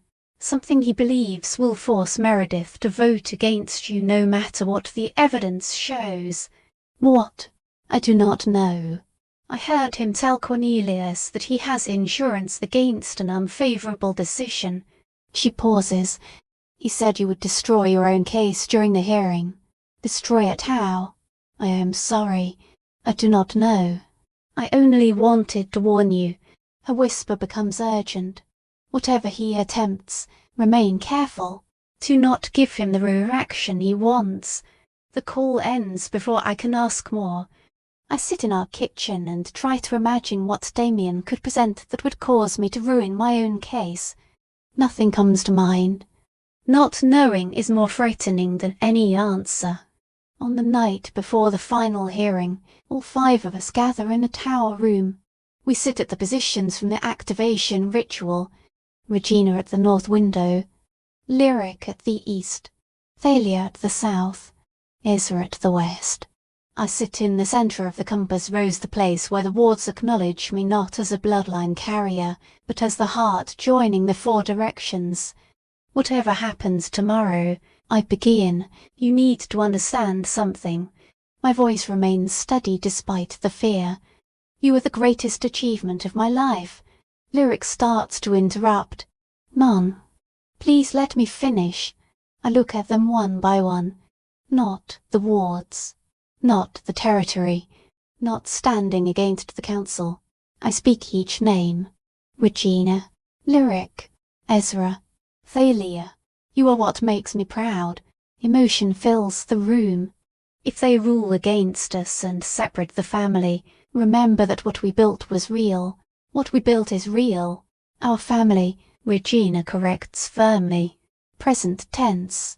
He stands and walks to the centre. We are a family, and we will remain one. We cannot know that.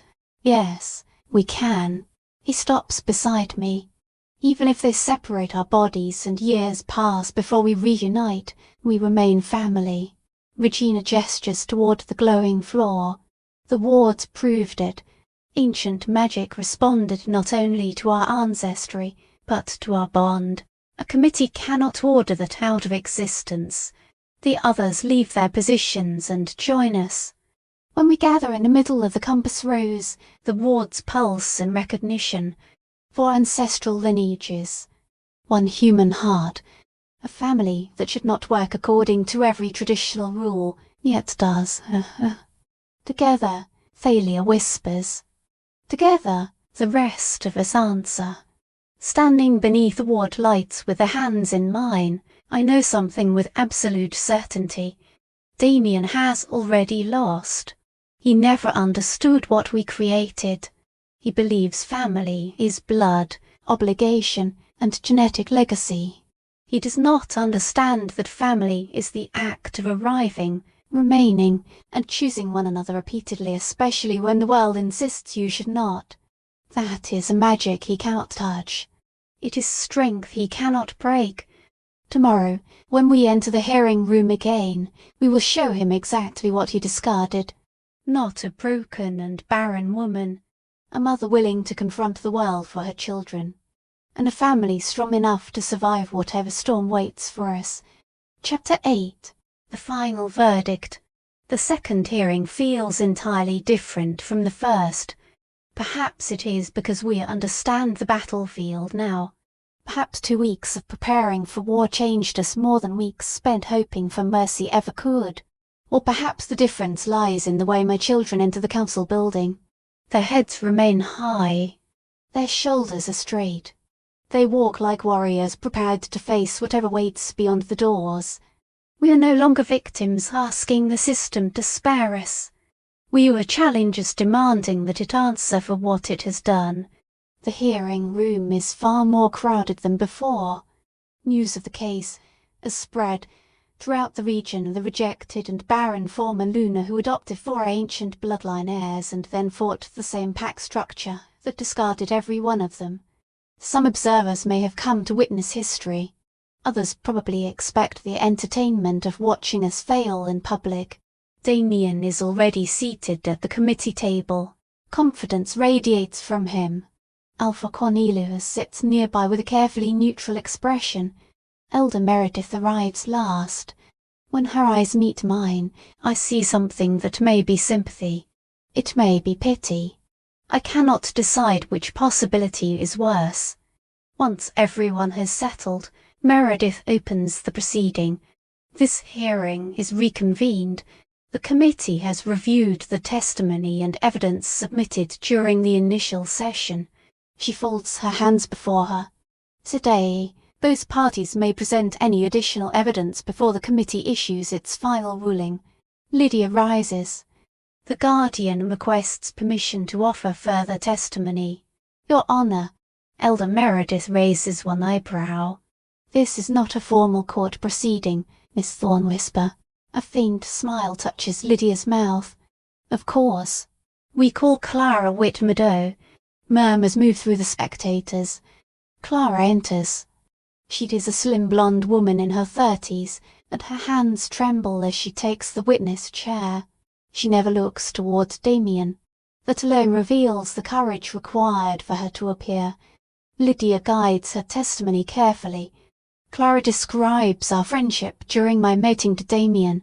She speaks about the gradual change in his behaviour once my inability to conceive became undeniable. She recalls private insults. She explains how Damien discussed me with other pack members as if I were not standing in the room. She describes the slow, systematic destruction of my confidence. When Alpha Damien rejected Ruth, Lydia asks, why did he conduct the ceremony publicly? He said he needed to establish an example. Clara answers. Her voice shakes, but she continues. He wanted the pack to understand that even Aluna was not exempt from the obligations of her role. He said every member had duties and that failure must have consequences. And what did you observe? Clara closes her eyes briefly. I observed that he wanted her humiliated. He wanted Ruth to believe she could never enter pack society again. He wanted to destroy every remaining part of her. Objection, Damien says sharply. The witness is speculating about my thoughts. Sustained, Meredith replies. Miss Whitmeadow, describe only actions you personally witnessed. Clara looks directly at the committee. I saw him smile during the rejection while Ruth was crying. No one moves. I heard him laugh with his beater afterward and complain that she was behaving dramatically. Her voice steadies. I watched him isolate her by implying that anyone who remained close to Ruth would be viewed as disloyal to the Alpha. Clara lifts her chin. Those are not assumptions. Those are facts. The silence afterward condemns him more effectively than any accusation. Lydia calls 2 additional former Silver Ball members. Both confirm Clara's account. By the time their testimony ends, Damien no longer appears to be a concerned Alpha acting for the welfare of children. He looks like a vindictive former mate using pack law to extend an old punishment. Then Damien rises for his response. Something in his face makes my skin crawl. The expression is triumphant and cruel, painfully familiar from the worst days of our mating. I do not deny that Ruth's rejection occurred before the pack, he begins. Pack law requires the public removal of Aluna for that action to be valid. His tone remains calm. However, the suggestion that this custody review is motivated by revenge is both false and insulting. He looks toward my children. My concern is simple. These young wolves carry genetic legacies too significant to be handled irresponsibly. Damien lifts a tablet. Miss Waldrop has described herself as a devoted guardian who successfully raised 4 children for 3 years. I possess evidence showing that her household experienced serious incident she chose not to disclose. Cold enters my blood. What has he found? He projects the first document onto the large screen at the front of the room. Exhibit A. A medical record from 2 years ago. Regina Waldrop was admitted to an emergency department with deep lacerations and a fractured arm. The recorded cause was a training accident. Regina stiffens beside me. I remember the incident. He had been practicing his shift in the woods behind our apartment. Without a proper trainer, he pushed himself too far and fell from a tree. The injuries appeared severe, though his wolf metabolism healed them within days. Damien changes the image. Exhibit B. A police report from 18 months ago. Neighbours reported supernatural activity from the Waldrop residence.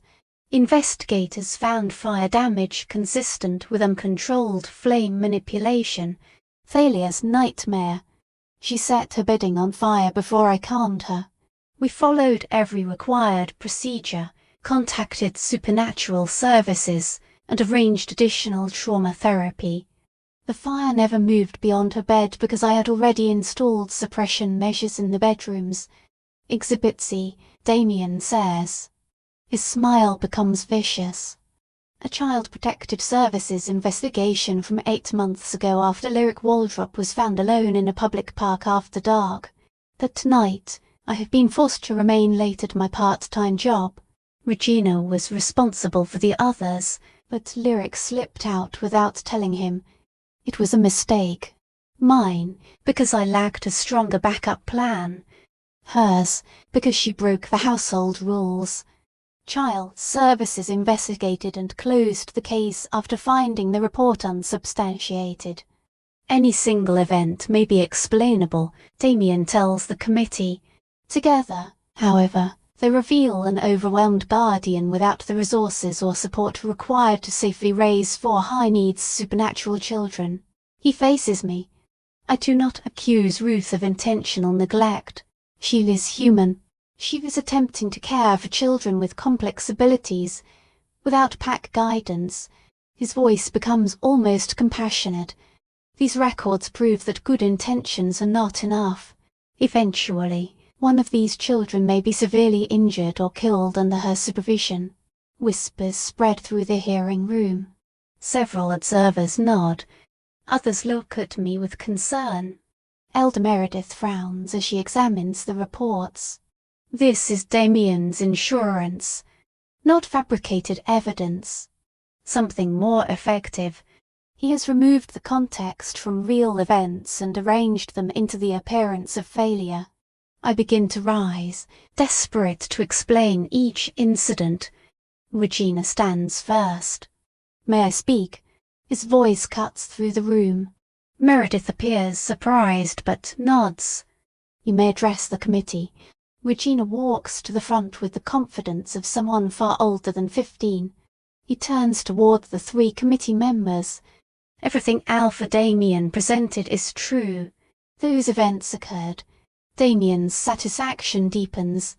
But he removed the reasons behind them. Regina points toward the hospital report. I was injured because I practiced shifting alone in the forest.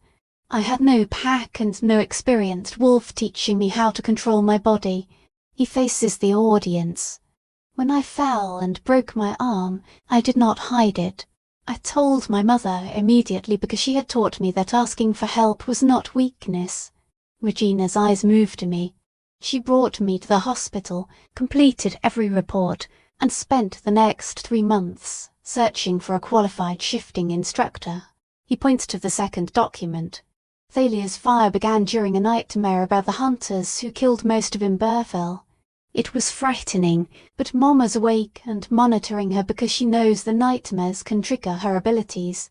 His voice remains controlled. The flames did not spread beyond the bed because our mother had already installed fire suppression systems. She prepared for exactly that possibility. Then he turns to the Child Services report. Lyric sneaked out. She made a foolish choice. Mom had to work late because supporting 4 children on one income is expensive. Regina's jaw tightens. Child Services investigated and closed the file because they found no neglect. It was an ordinary family problem, not proof that the family was unsafe. He turns toward Damien. You present these records as evidence of failure. They prove the opposite. Regina's expression becomes dangerous. When something goes wrong, Mom does not hide it. She seeks help, reports the truth, changes her approach, and makes the household safer. He looks again at the committee. You want to know what actual neglect looks like? His voice rises. It looks like Nightshade leaving an 8-year-old in a human orphanage because he was too dominant to control. He continues without pause. It looks like Goldcrest refusing to recognize Lyric because her mother lacked the correct status. His silver-eyed brother watches him with absolute stillness. It looks like Moonborn performing a banishment ritual on a 10-year-old because they feared the colour of his eyes. Then Regina looks toward Thalia. It looks like Imberfell deciding which pups were strongest and sending the rest into human foster care to survive alone. Fury fills every word. Those are the institutions you intend to return us to the packs that discarded us like rubbish. He gestures toward me. You believe they will raise us better than the woman who looked at 4 unwanted children and said, "You belong with me, and I will fight anyone who tries to take you." Mr. Waldrop, Elder Meredith says gently, "The committee recognizes your loyalty. This review concerns objective reality, not loyalty." Regina's fists close, but he controls himself. Then examine the reality. He speaks with deliberate precision. During 3 years with our mother, there were 3 documented incidents. Every one was handled appropriately, and everyone led to improved care. His gaze becomes hard. Before living with her, we were rejected, abused, abandoned, and taught that we had no value. Regina spreads his hands. If the committee wants to compare those records, I'm prepared to describe traditional pack care in detail. He draws a breath. I am 15. In 3 years, I gain legal autonomy. The room listens. The first thing I will do with that freedom is return to my family. His eyes find mine. Mom gave us more than shelter. She gave us a future. She taught us that difference is not damage, that family is chosen rather than owed, and that unconditional love exists. Regina looks at each committee member. If you separate us, do it honestly. Do not call it protection. His voice becomes low and powerful. Admit that you are choosing the system over the people inside it. Tradition over truth. Bloodline over bond. He returns to his seat. Tears shine in his eyes, but none fall. The room is completely silent. Then Lyric rises. I want to say something too. Her voice is smaller than Regina's, but no less fierce. Mom is not perfect. Sometimes she protects us too much. Other times she tries so hard not to overprotect us that she gives us too much freedom. A few nervous smiles appear in the room. She burns dinner at least twice every week. She cannot teach advanced shifting because she is not a wolf. Lyric looks toward Damien. But she has never made us feel inferior for being different. Her amber eyes burn. She has never said our value comes from bloodline, usefulness, or the heirs we might produce in the future. She points toward me. She loves us because we are alive, not because of what we can give her. Ezra stands next. A faint silver light appears in his eyes. Moondawn called me cursed. When I was 10, they held a formal ceremony and severed me from the line. His quiet voice carries through the room. My own grandmother participated. Ezra looks at me. Mom told me my eyes were beautiful. She said silver was the colour of moonlight, wisdom, and ancient magic. He swallows. She made me feel precious instead of cursed. No incident report can measure that. Finally, Thalia rises. She is the smallest and youngest. Her voice trembles. When I first came home with Mom, I was afraid all the time. Her green eyes fill with tears. I was afraid my fire would hurt someone. I was afraid nobody wanted me because something inside me was broken. She looks toward me. Every morning, I expected her to decide I was too difficult and send me away. Tears begin running down her face. She never did. Her voice breaks. I burned things while sleeping. I had nightmares every night for 6 months. Sometimes I was so frightened and angry that I could barely talk. Thalia wipes her cheeks with both hands. Mom held me and said we would solve it together. She turns toward the committee. You want to send us to the same pack system that abandoned us.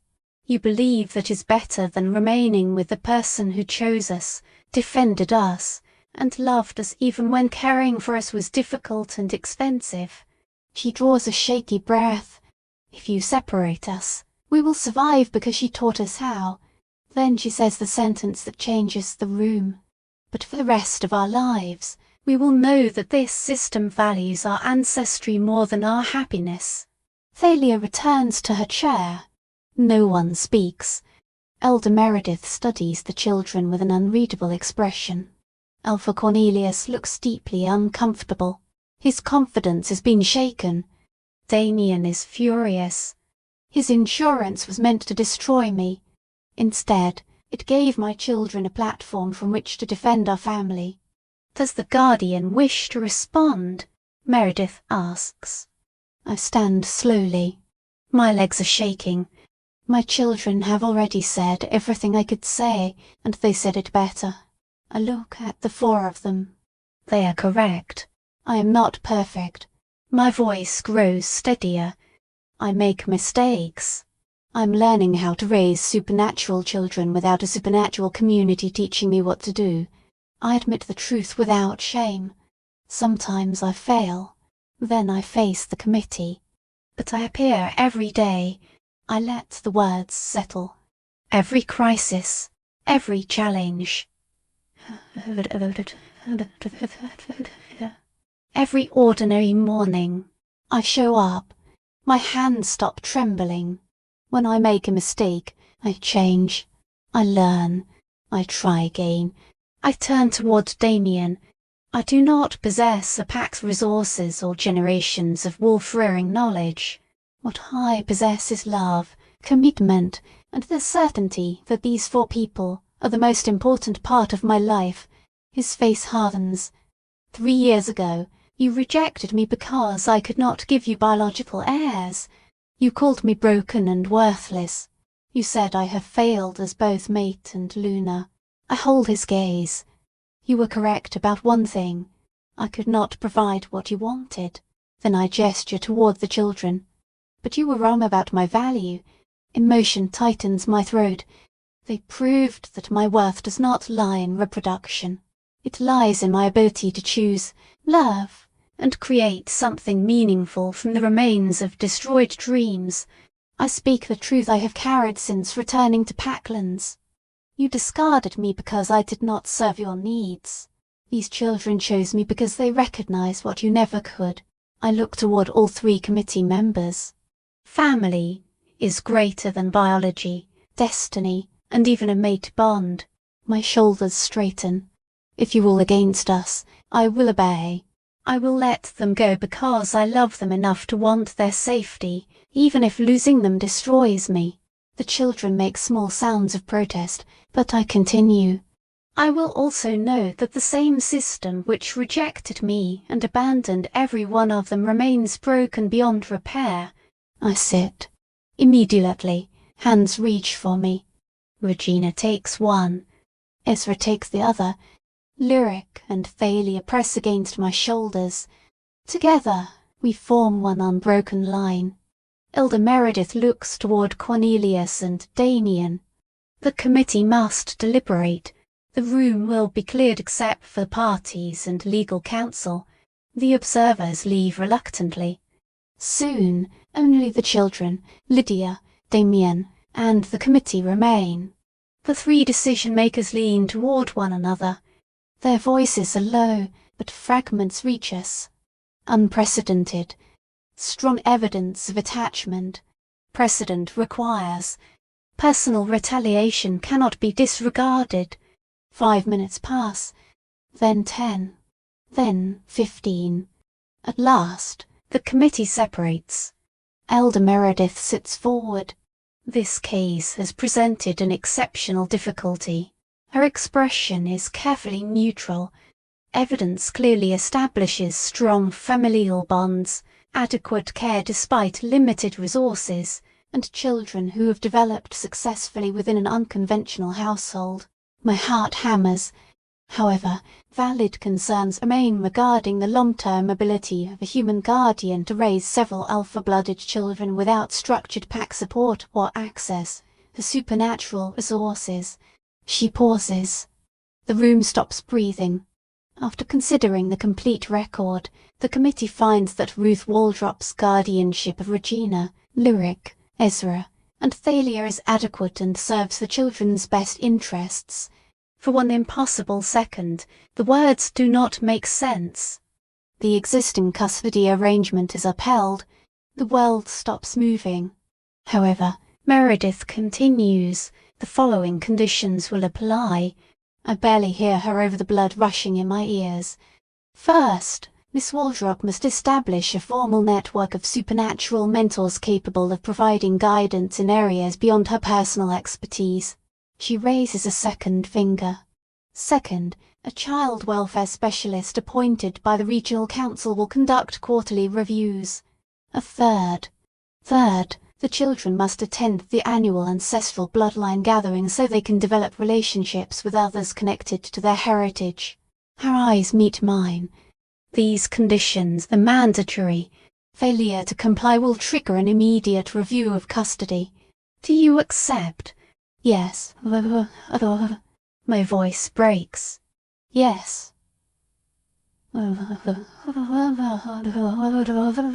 Absolutely. Then the hearing is concluded. Guardianship remains with the stated modifications. The gavel strikes. It is over. We won. Chaos erupts around me. Lydia pulls me into an embrace. The children laugh and cry at the same time, speaking over one another.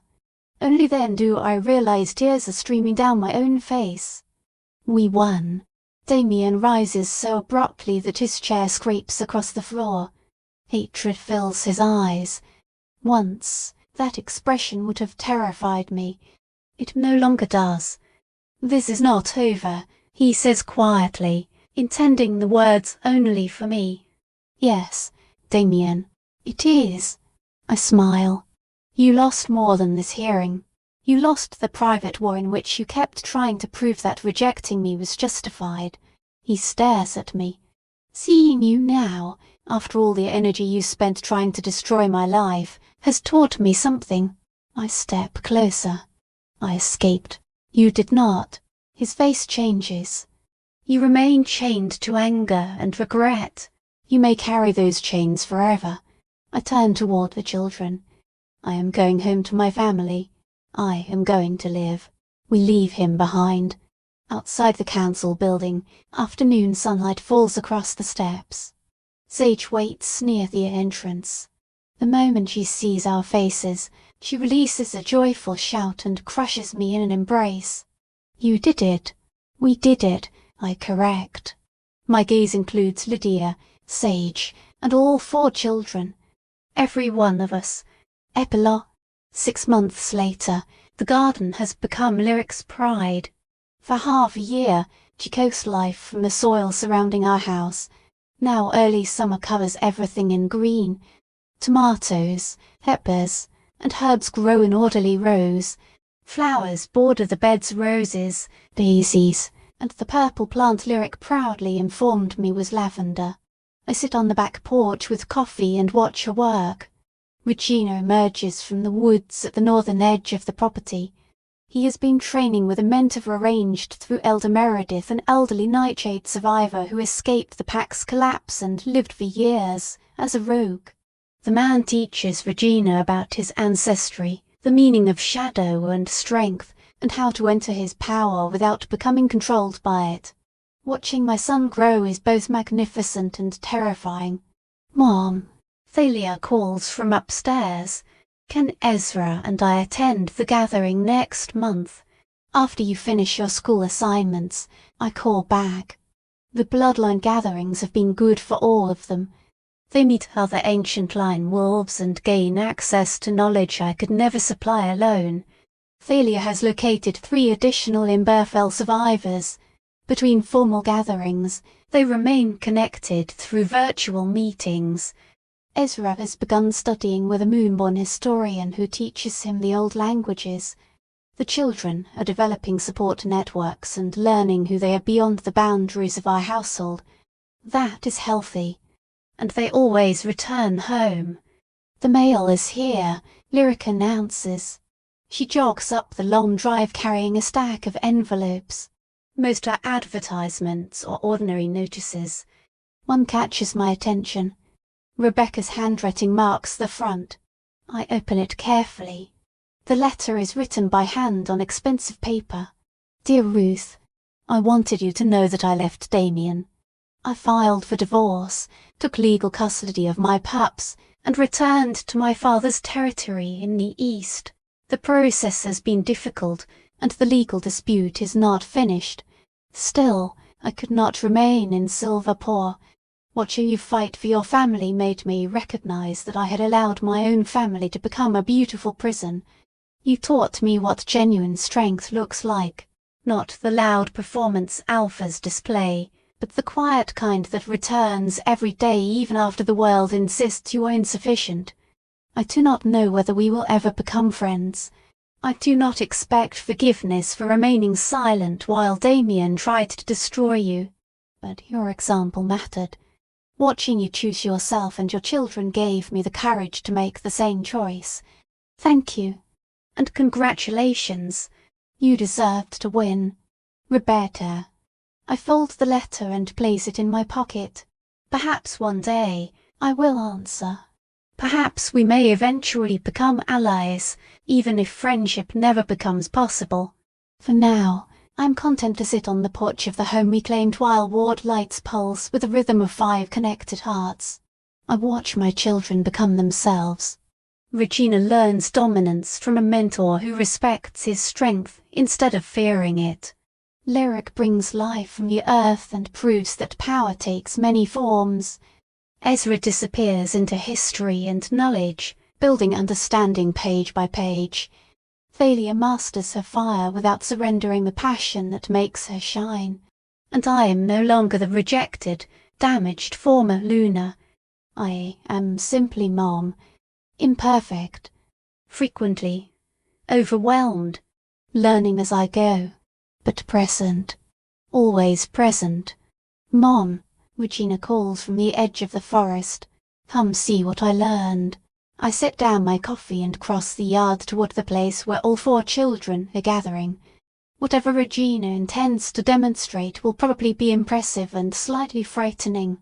We will handle it together. That is what we have always done. That is what we will always do. We are family not because of blood, bonds, destiny, or obligation. We are family because we chose one another. And choice is the strongest magic of all.